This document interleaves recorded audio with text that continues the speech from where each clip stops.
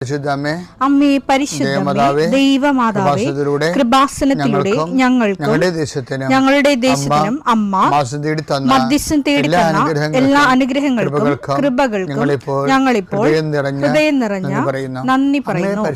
അമ്മേ പരിശുദ്ധമേ ദൈവമാതാവേ 2004 ഡിസംബർ 7 ഉച്ചകഴിഞ്ഞ് 2:30 കൃപാസനത്തിൽ സംഭവിച്ച അമ്മയുടെ പ്രത്യക്ഷപ്പെടലിനെ കുറിച്ച് തിരുസഭയ്ക്ക് സമർപ്പിച്ചിരിക്കുന്ന പഠനരേഖകളുടെ മേൽ സഭാത്മകമായ പഠനം ആരംഭിക്കുവാൻ ഞങ്ങൾ പ്രാർത്ഥിക്കുന്നു.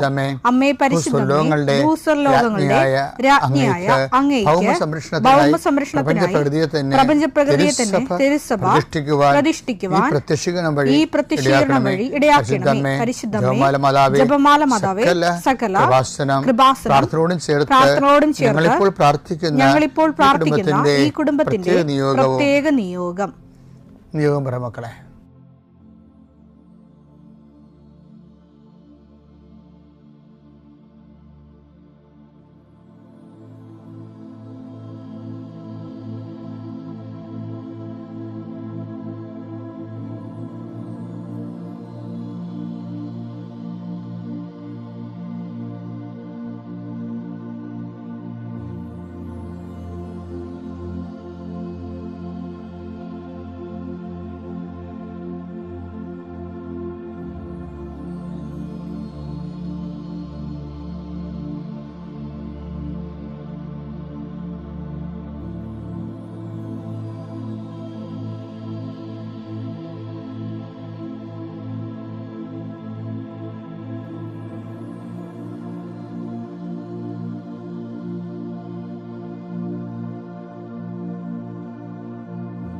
അമ്മയുടെ പ്രത്യക്ഷീകരണത്തിന്റെ ഈ അനുഗ്രഹവേളയിൽ ഞങ്ങൾക്ക് സാധിച്ചു തരുവാൻ കനിയണമേ. ആമേൻ. വിശ്വാസ പ്രമാണം. സർവശക്തനായ പിതാവും ആകാശത്തിന്റെയും ഭൂമിയുടെയും സൃഷ്ടാവുമായ ദൈവത്തിൽ ഞാൻ വിശ്വസിക്കുന്നു. അവിടുത്തെ ഏകപുത്രനും ഞങ്ങളുടെ കർത്താവുമായ ഈശോമിശിഹായിലും ഞാൻ വിശ്വസിക്കുന്നു.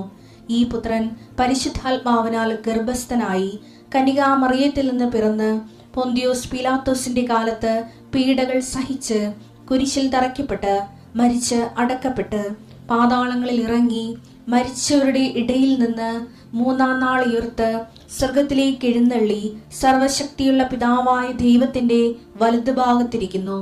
അവിടെ നിന്ന് ജീവിക്കുന്നവരെയും മരിച്ചവരെയും വിധിക്കുവാൻ വരുമെന്നും ഞാൻ വിശ്വസിക്കുന്നു. പരിശുദ്ധാത്മാവിലും ഞാൻ വിശ്വസിക്കുന്നു. വിശുദ്ധ കത്തോലിക്കാ സഭയിലും പുണ്യവാന്മാരുടെ ഐക്യത്തിലും പാപങ്ങളുടെ മോചനത്തിലും ശരീരത്തിന്റെ ഉയർപ്പിലും നിത്യമായ ജീവിതത്തിലും ഞാൻ വിശ്വസിക്കുന്നു. ആമേൻ. സുഖസ്ഥനായ ഞങ്ങളുടെ പിതാവേ, അങ്ങയുടെ നാമം പൂജിതമാകണമേ. അങ്ങയുടെ രാജ്യം വരണമേ. അങ്ങയുടെ തിരുമനസ് സ്വർഗത്തിലെ പോലെ ഭൂമിയിലും ആകണമേ. അന്നു വേണ്ടുന്ന ആഹാരം ഇന്ന് ഞങ്ങൾക്ക് തരണമേ. ഞങ്ങളോട് തെറ്റ് ചെയ്യുന്നവരോട് ഞങ്ങൾ ക്ഷമിക്കുന്നത് പോലെ ഞങ്ങളുടെ തെറ്റുകൾ ഞങ്ങളോടും ക്ഷമിക്കണമേ. ഞങ്ങളെ പ്രലോഭനത്തിൽ ഉൾപ്പെടുത്തരുതേ, തിന്മയിൽ ഞങ്ങൾ രക്ഷിക്കണമേ. ആമേൻ. നന്മ നിറഞ്ഞ മറിയമേ സ്വസ്തി. കർത്താവ് അങ്ങയുടെ കൂടെ സ്ത്രീകളിൽ അങ്ങ് അനുഗ്രഹിക്കപ്പെട്ടവളാകുന്നു. അങ്ങയുടെ ഉദരത്തിൻ ഫലമായി ഈശോ അനുഗ്രഹിക്കപ്പെട്ടവനാകുന്നു. പരിശുദ്ധ മറിയമേ തമ്പുരാന്റെ അമ്മേ, പാപികളായ ഞങ്ങൾക്ക് വേണ്ടി ഇപ്പോഴും ഞങ്ങളുടെ മരണസമയത്തും തമ്പുരാനോട് അപേക്ഷിക്കണമേ. ആമേൻ. കർത്താവേ, നിന്റെ ഉന്നതമായ നാമത്തിന് സ്വസ്ഥം ചെയ്യും. കർത്താവേ, നിന്റെ വിശുദ്ധ പൗരോഹിത്യത്തെ മഹത്വപ്പെടുത്തണമേ. കർത്താവെ, സഭയിലുള്ള സാന്നിധ്യം പ്രകടമാക്കണം. 40 വർഷം ഞാൻ അർപ്പിച്ച കൃപാന്റെ യുഗതിയാണ്. കൃപാസ്ഥാനത്താറെ ജീവനോടെ പ്രത്യക്ഷപ്പെട്ട മാതാവിന്റെ മാധ്യസ്ഥ ഇന്ന് ഉത്തരവാദിത്തങ്ങളിലേക്ക് പോകുന്ന എല്ലാവരെയും ഞാൻ ഈശ്വര നാമത്തിൽ ആസ്വദിക്കുന്നു. ജോലി, വീട്, വിവാഹം, ബാങ്ക്, പരീക്ഷ, പഠനം, ഇൻ്റർവ്യൂ, സ്ഥലമെടുപ്പ്, സ്ഥലം അളപ്പ്, വീട് വെക്കൽ, അപേക്ഷ കൊടുക്കൽ, ഇങ്ങനെ ആശുപത്രി പോക്ക്, ടെസ്റ്റ്, അതുപോലെ തന്നെ ബയോപ്സി, ഇങ്ങനെ എന്തെല്ലാം കാര്യങ്ങൾക്ക് വേണ്ടി നിൻ്റെ ദൈവപദത്തിൽ നീ പോകുന്നുവോ, come with you wherever you go. നീ എവിടെ പോയാലും നിൻ്റെ കൂടെ ഞാൻ ഉണ്ടായിരിക്കും. നല്ല ചില കർത്താവിൻ്റെ വാഗ്ദാന പ്രകാരം സഞ്ചാരി മാതാവ് സമയത്തിൻ്റെ അധികാരി നിൻ്റെ കൂടെ വരികയും നിൻ്റെ ഉദ്ദേശ ലക്ഷ്യങ്ങളെ ആശീർവദിക്കുകയും നീ അറിയാത്ത അവിചാരിതമായ അപകടങ്ങൾ, ആകസ്മിക സങ്കടങ്ങളിൽ നിന്ന് കർത്താവ് നിൻ്റെ യാത്രയുടെ ലക്ഷ്യത്തെ സംരക്ഷിക്കട്ടെ. പിതാവും പുത്രനും പരിശുദ്ധാത്മാവുമായ സർവ്വേശ്വര എന്നേക്കും ആമേൻ. എൻ്റെ പ്രിയപ്പെട്ടവരെ, വാഗ്ദാനം പ്രാപിക്കാനുള്ള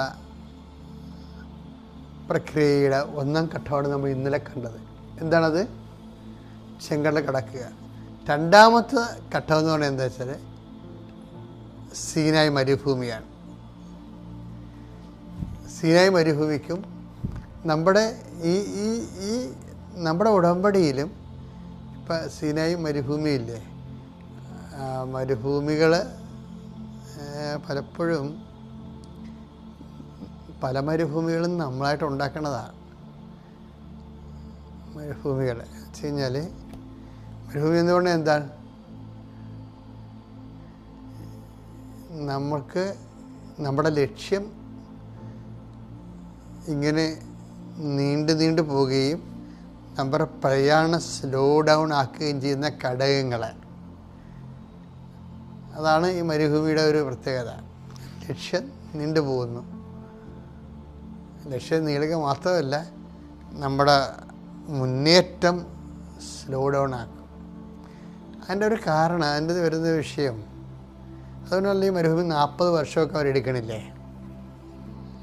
40 വർഷം എടുക്കാതെ ഈ വിഷയം കൈകാര്യം ചെയ്യാൻ പറ്റുമായിരുന്നു.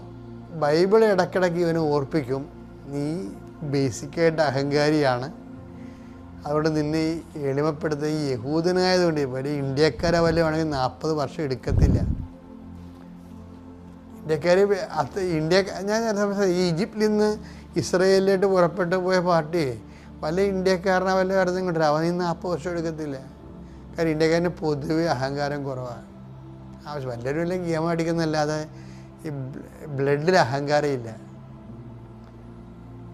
അത് നമ്മളുടെ പ്രകൃതിയും പിന്നെ നമ്മുടെ ഒരു ആധ്യാത്മികതയും എല്ലാം കൂടി എൻ്റെ ഉണ്ട്. എൻ്റെ ഒരു സംശയം അത് നിശ്ചയിക്കാൻ പറ്റത്തില്ല. എന്തുകൊണ്ടാണ് ദൈവം നിങ്ങളെ തിരഞ്ഞെടുത്തത്? നിങ്ങൾ ഏറ്റവും ചെറിയ ഗണമായത് കൊണ്ടാണെന്ന് പറഞ്ഞില്ലേ? നിയമാവർത്തനം 7:7. നിയമാവർത്തനം 7:7. കർത്താവ് നിങ്ങളെ സ്നേഹിച്ചതും തിരഞ്ഞെടുത്തതും മറ്റു ജനതകളെക്കാൾ നിങ്ങൾ എണ്ണത്തിൽ കൂടുതലായിരുന്നതുകൊണ്ടല്ല, നിങ്ങൾ മറ്റെല്ലാ ജനതകളെയും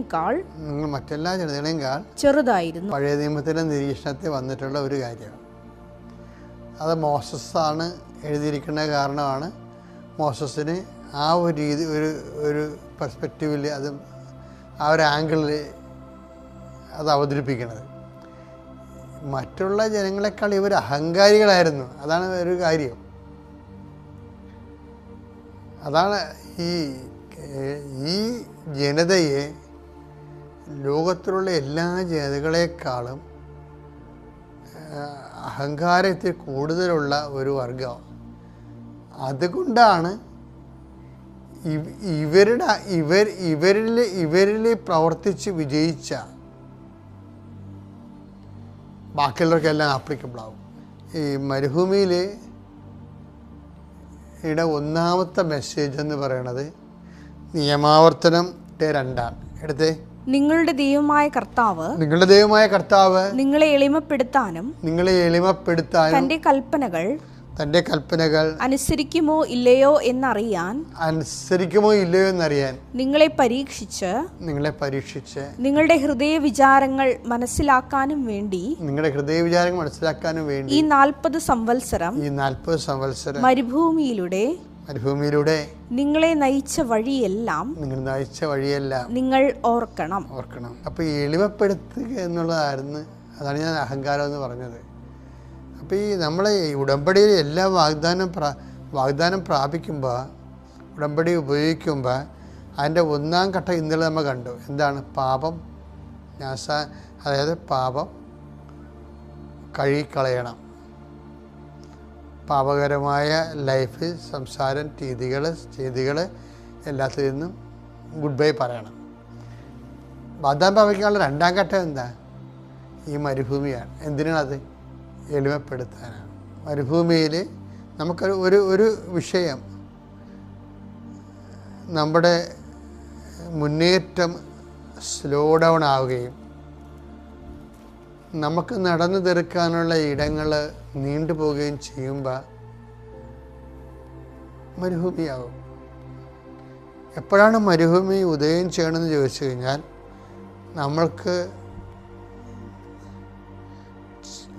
നടന്നു തീർക്കാനുള്ള ദേശം നീണ്ടു പോവുകയും നമ്മുടെ മുന്നേറ്റം വളരെ സ്ലോ ഡൗൺ ആവുകയും ചെയ്യുമ്പോൾ ആണ് മരുഭൂമി ഉണ്ടാകണം, നീണ്ടു പോണത്.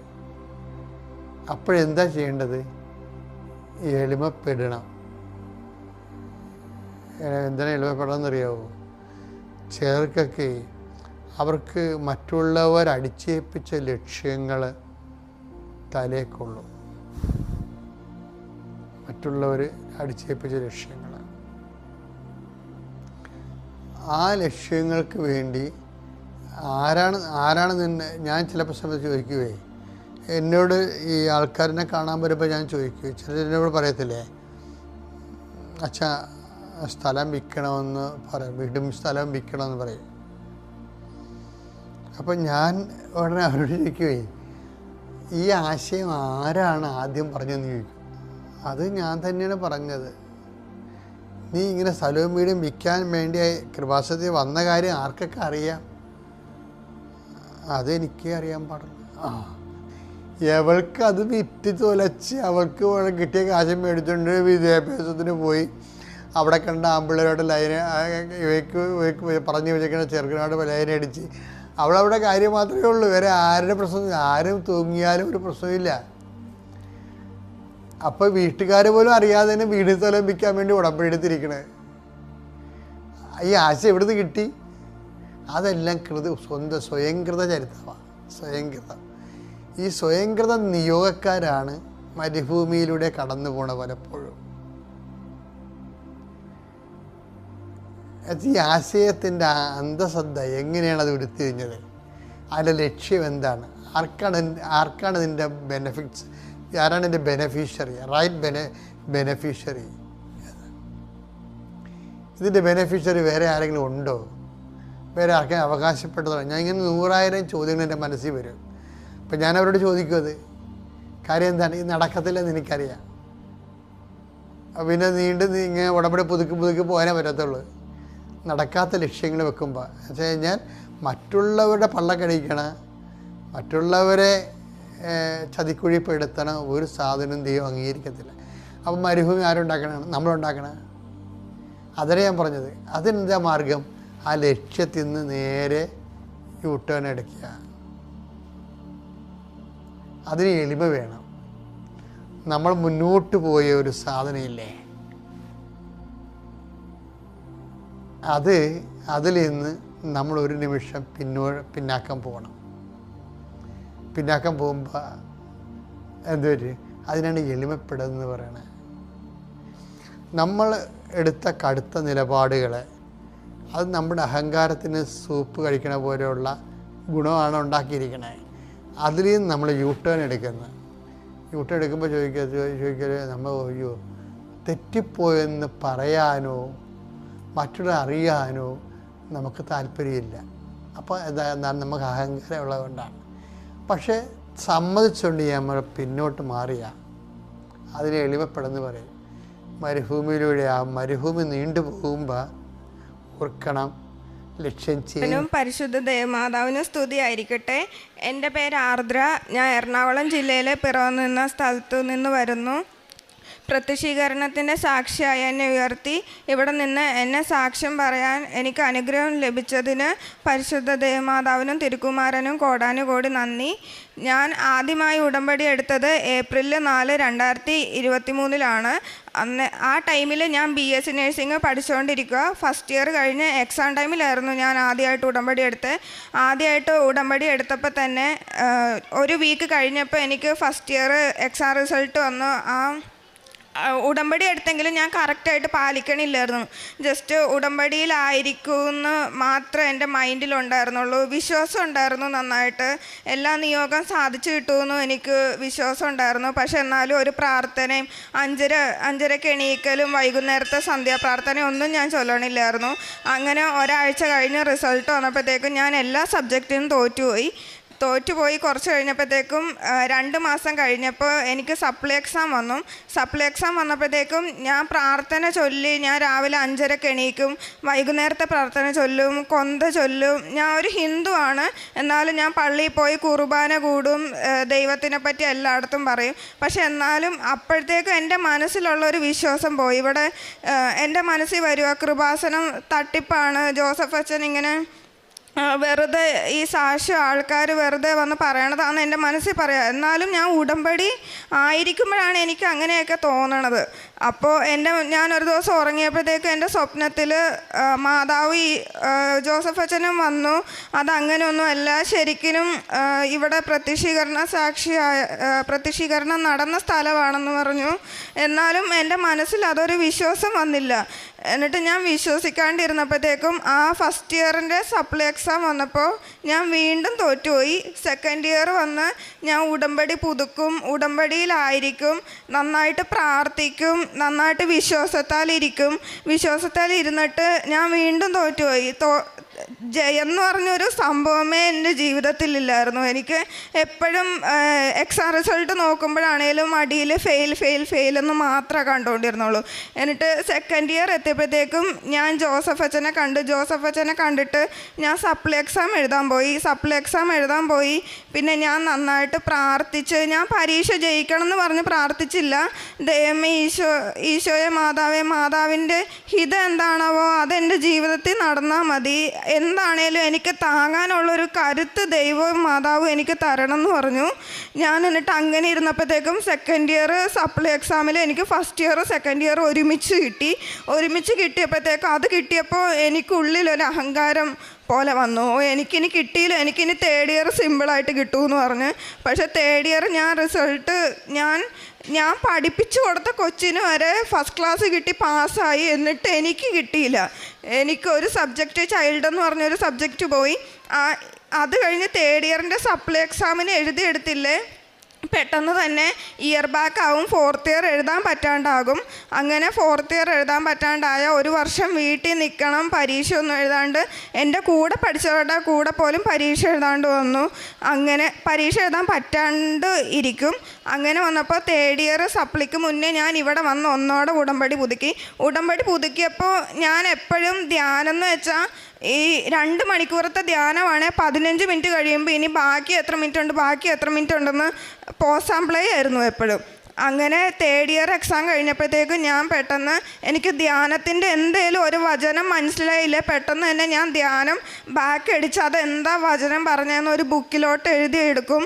അച്ഛൻ എന്തേലും പറഞ്ഞ് മനസ്സിലായിട്ടില്ലെങ്കിൽ ഞാൻ പിന്നെയും ബാക്കിലോട്ട് അടിച്ച് ഞാനത് ശരിക്കും കേട്ട് ഞാൻ എഴുതിയെടുക്കും.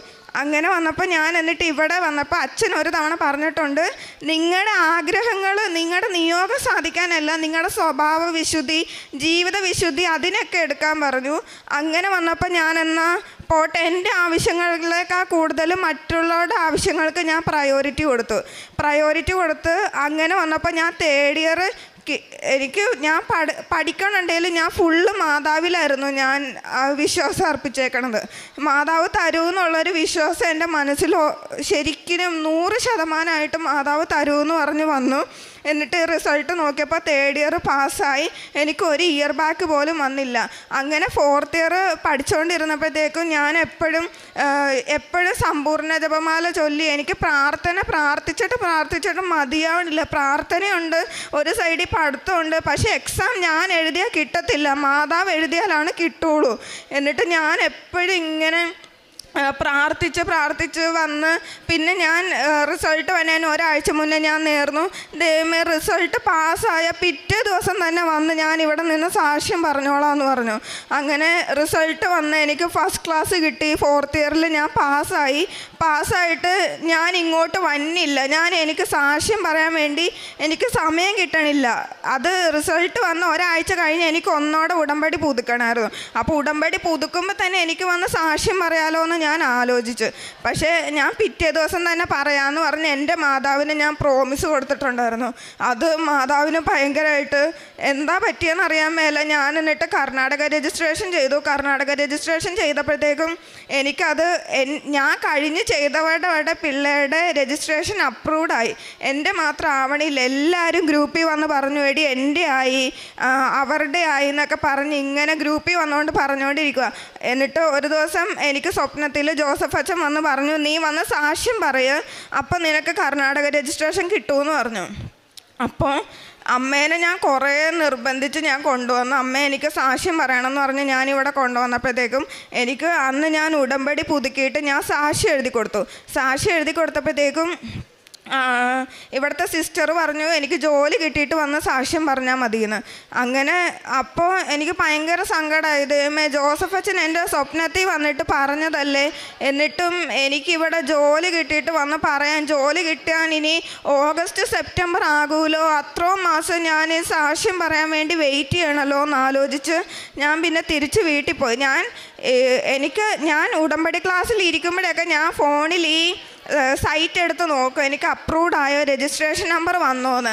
ഞാൻ എന്നിട്ട് ഇവിടെ സാക്ഷ്യം സബ്മിറ്റ് ചെയ്ത് ഇവിടുത്തെ സിസ്റ്റർ ഒപ്പിട്ട് ഞാൻ അവിടെ പുറത്ത് കറക്റ്റ് ഞാൻ ഇതിൻ്റെ മുറ്റത്ത് നിൽക്കുമ്പോൾ എൻ്റെ രജിസ്ട്രേഷൻ ചെയ്ത ഏജൻറ്റ് വിളിച്ചേക്കോ, നിനക്ക് രജിസ്ട്രേഷൻ ആയി എന്ന് പറഞ്ഞ്. അപ്പോൾ എനിക്ക് ഉറപ്പായി മാതാവ് സാക്ഷ്യം പറയാൻ ഇവിടെ ഉടമ്പടി കൊടുക്കാൻ വേണ്ടിയാ എന്നെ ലേറ്റാക്കി, അപ്രൂവ്ഡ് ലേറ്റാക്കിയെന്ന് പറഞ്ഞു.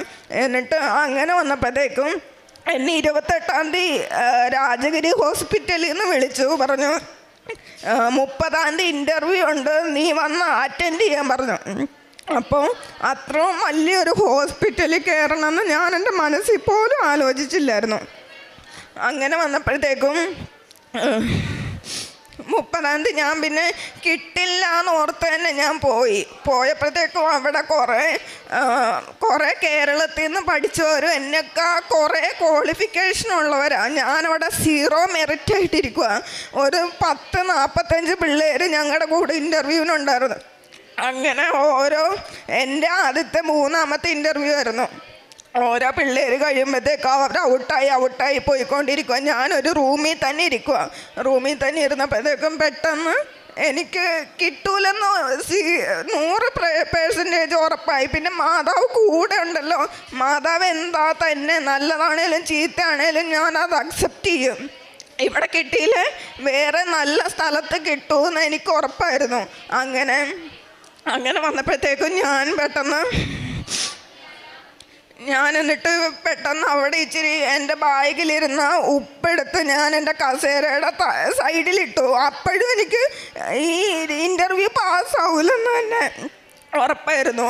അങ്ങനെ ഞാൻ ഉപ്പിട്ട് പെട്ടെന്ന് അവിടെ കോർഡിനേറ്റ് ചെയ്യണത് മിക്കതും ഈ പള്ളിയിലച്ഛന്മാരാണ്, രാജഗിരി. അപ്പോൾ ഒരച്ഛൻ പെട്ടെന്ന് റൂമിലോട്ട് കയറി വന്നിട്ട് കുറേ പേര് വിളിച്ചു. അതിൽ ആദ്യത്തെ പേര് എൻ്റെ ആയിരുന്നു. എന്നിട്ട് പറഞ്ഞു, നിങ്ങളൊക്കെ സെലക്ട് ആയിട്ടുണ്ട്, കൺഗ്രാജുലേഷൻസ് എന്ന്. അപ്പോൾ എനിക്ക് 100% ഉറപ്പായി മാതാവ് എൻ്റെ കൂടെ ഉണ്ട്, മാതാവ് എനിക്ക് തന്നേന്ന്. പിന്നെയെന്ന് വെച്ചാൽ അത് കഴിഞ്ഞ് മെയ് 7-ന് ജോയിൻ ചെയ്യാൻ പറഞ്ഞു. ജോയിൻ ചെയ്ത് ആദ്യം 1 മാസം ട്രെയിനിങ് ക്ലാസ് കഴിയുമ്പോഴത്തേക്കും ആണ് ഡിപ്പാർട്ട്മെൻറ്റിലോട്ട് ഡിപ്ലോയ്മെൻറ്റ് ചെയ്യുള്ളൂ. അങ്ങനെ ചെയ്യുമ്പോഴത്തേക്കും എനിക്ക് ഭയങ്കര ആഗ്രഹമായിരുന്നു എന്തായാലും ICU കിട്ടണം, എനിക്കിഷ്ടമുള്ളത് കിട്ടണമെന്ന്. അപ്പം പെട്ടെന്ന് എൻ്റെ പേര് വിളിച്ചിട്ട് പറയാം, ആർദ്ര നീ NICU ആട്ടോ നിനക്ക് കിട്ടിയെന്ന്. അപ്പോഴും എനിക്ക് ഭയങ്കര സന്തോഷമായി, മാതാവ് എൻ്റെ കൂടെ ഉണ്ടെന്ന് തന്നെ ആയിപ്പോയി. എനിക്ക് ഇത്രയും കിട്ടണമെന്ന് വെച്ചാൽ ഞാൻ മെയിനായിട്ട് അച്ഛനതിൽ പറയണുണ്ട്, മടി നിറച്ച അളന്ന് കുലുക്കി നിറച്ച് തരൂ ഈശോന്ന്. അതുവരെ എൻ്റെ മൈൻഡിൽ ഈശോ സഹനം തന്നാൽ മാത്രമാണ് ഒരു നല്ല കാര്യം സംഭവിക്കുള്ളൂ എന്നാണ്.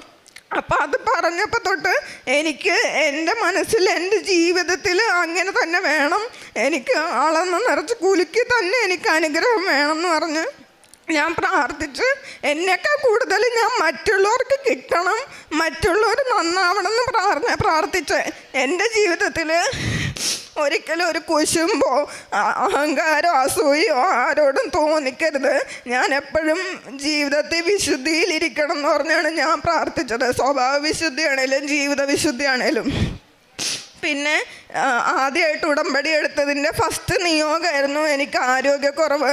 എനിക്ക് തീരെ വണ്ണമില്ലായിരുന്നു. വണ്ണമില്ലെന്ന് പറഞ്ഞാൽ ഞാൻ ഭയങ്കരമായിട്ട് മെലിഞ്ഞിരുന്നപ്പോഴത്തേക്കും ഞാൻ നേഴ്സിങ്ങിനാണ് പോകണമെന്ന് കേട്ടപ്പോൾ എൻ്റെ ബന്ധുക്കളും നാട്ടുകാരും കൂട്ടുകാരൊക്കെ ചോദിച്ചിട്ട് നീ എങ്ങനെ ഒരു പേഷ്യൻറ്റിനെ ഒന്ന് ചരിച്ചിടും, അങ്ങനെ ഒന്ന് ചരിച്ചിട്ടാൽ നീ പേഷ്യൻ്റ് ആവൂലോ എന്ന് പറഞ്ഞു.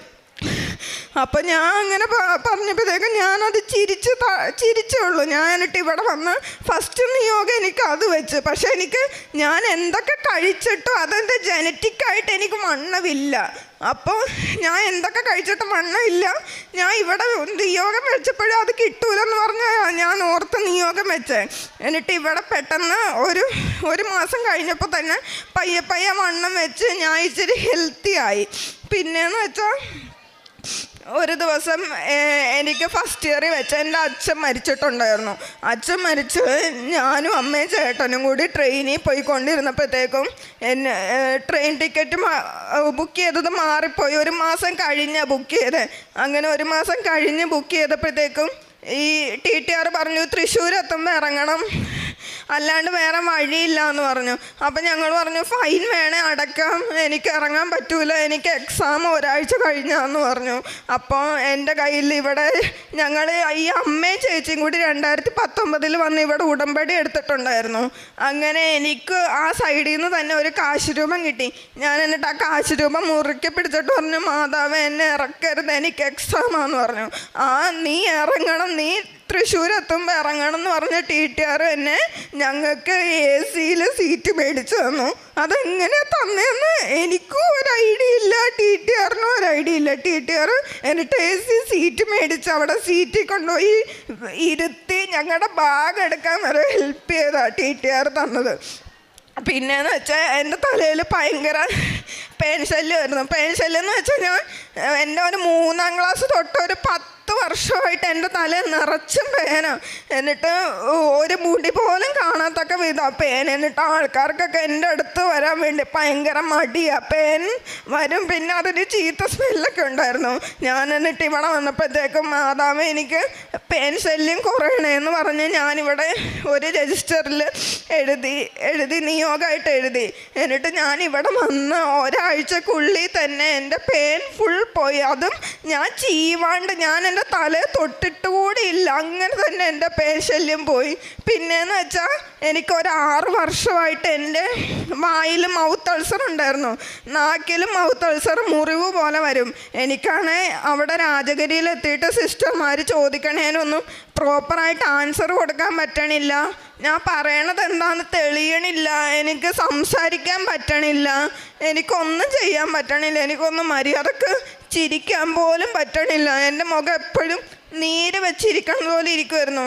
ഞാൻ എന്നിട്ട് ഇവിടുത്തെ ഉടമ്പടി ഉപ്പ് ഞാൻ ആ മുറിവിൽ വെച്ച് കഴിഞ്ഞ് ഇന്നേ വരെ വെച്ചിട്ടിപ്പോൾ 1 മാസം കഴിഞ്ഞ് ഇന്നേ വരെ എനിക്ക് ആ മുറിവുണ്ടായിട്ടില്ല.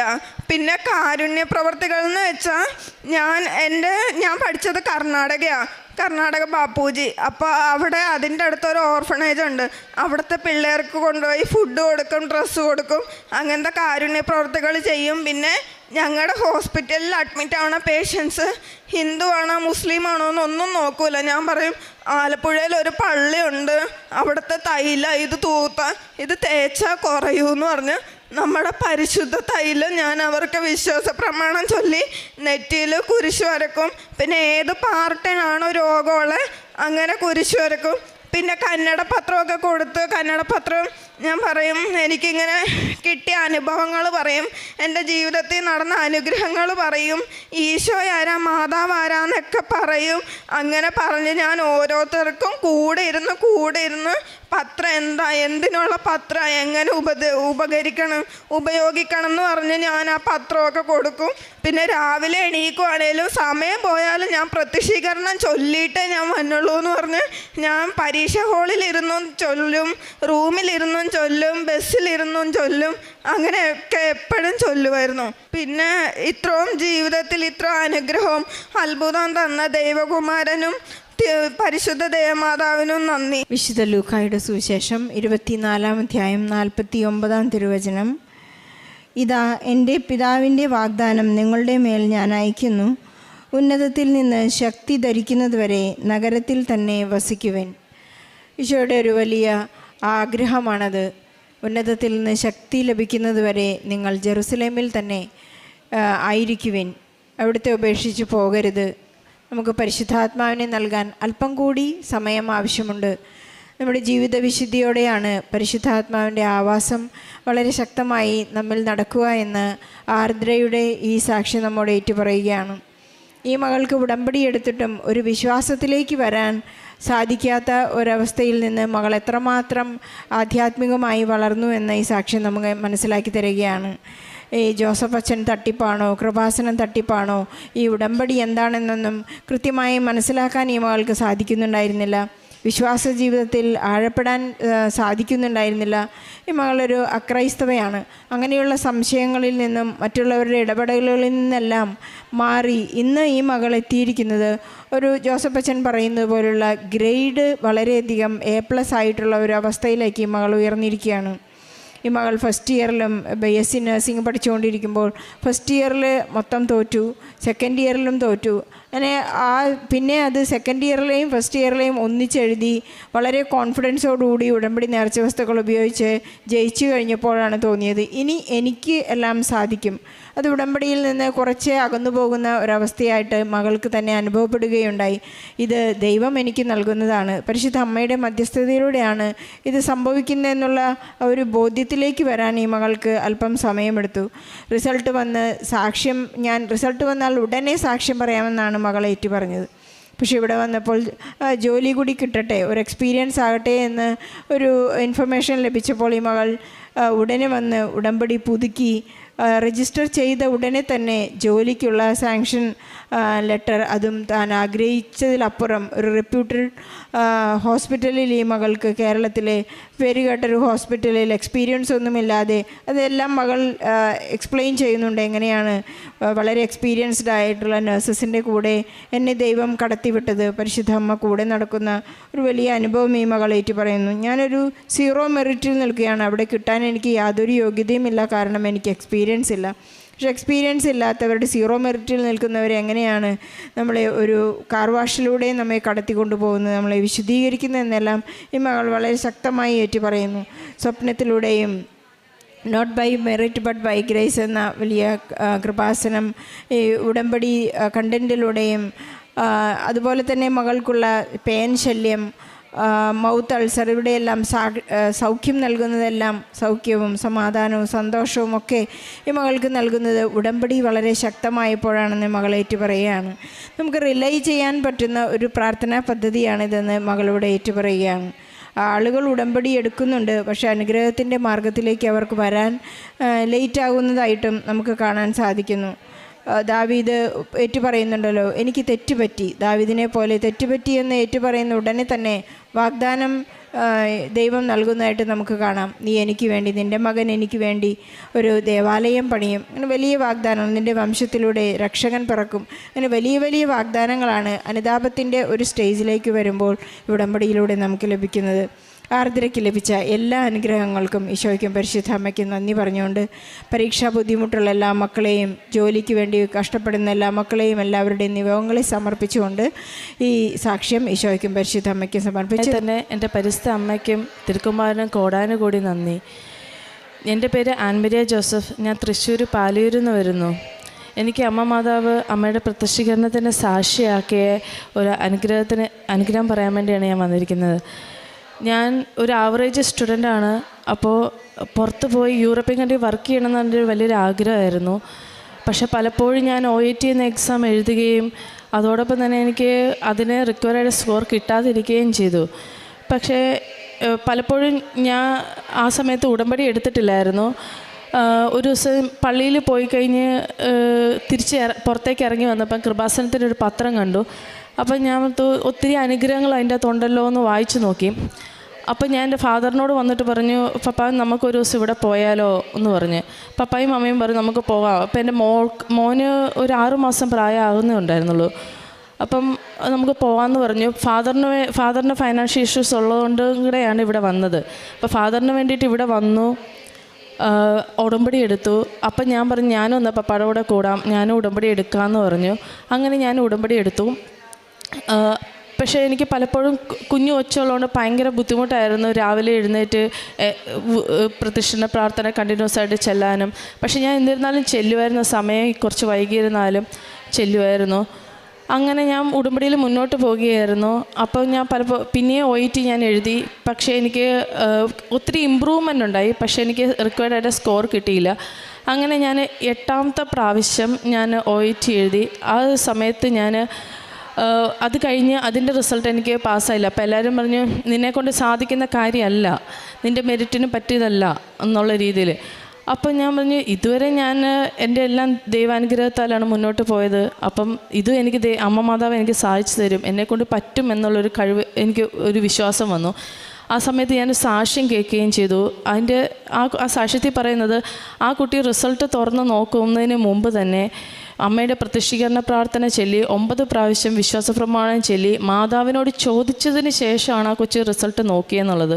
അതെനിക്ക് ഭയങ്കരമായിട്ട് സ്ട്രൈക്ക് ചെയ്തു. പിന്നെ ഞാൻ മാതാവിനോട് പിന്നെയും ഞാൻ പ്രാർത്ഥിച്ചു, ഞാൻ ഡേറ്റ് എടുത്തോട്ടേയും ചോദിച്ചു. അങ്ങനെ ഞാനൊരു ഡേറ്റ് പിന്നെയും എടുത്തു. അതിനുശേഷം ഞാൻ ആ എക്സാം എഴുതി. ഭയങ്കര ടഫായിരുന്നു എക്സാം. ആ എക്സാമിന് പോകുമ്പോൾ ഞാൻ എൻ്റെ പാസ്പോർട്ടിലും പിന്നെ അവിടെ ആ എക്സാം എഴുതുന്ന ഹാളിലൊക്കെ ഞാൻ വിശദീകരിച്ച് ഉപ്പിട്ടിട്ടുണ്ടായിരുന്നു. പക്ഷേ എന്നാലും എനിക്ക് പാസ്സാവുന്നുള്ള ഒരു കോൺഫിഡൻറ്റും ആ എക്സാമിനില്ലായിരുന്നു. പക്ഷേ ഞാൻ എക്സാമിൻ്റെ റിസൾട്ട് രാവിലെ തന്നെ വന്നു. രണ്ടാഴ്ച കഴിഞ്ഞപ്പോൾ വന്ന സമയത്ത് ഞാൻ കൊച്ചു പറഞ്ഞ പോലെ ഞാനും വിശ്വസിച്ചൊന്ന് പ്രാർത്ഥിച്ച് നോക്കാം എന്നുള്ള രീതിയിൽ നിന്ന് ഞാൻ ഫ്രഷപ്പ് ആയതിനു ശേഷം ഞാൻ പ്രത്യക്ഷീകരണ പ്രാർത്ഥന ചൊല്ലി 9 പ്രാവശ്യം വിശ്വാസപ്രമാണം ചൊല്ലി. ഞാൻ എന്നിട്ട് മാതാവിനോട് ചോദിച്ചു ഞാനിത് തുറന്നോട്ടെ എന്നുള്ള രീതിയിൽ ഞാൻ ചോദിച്ചു.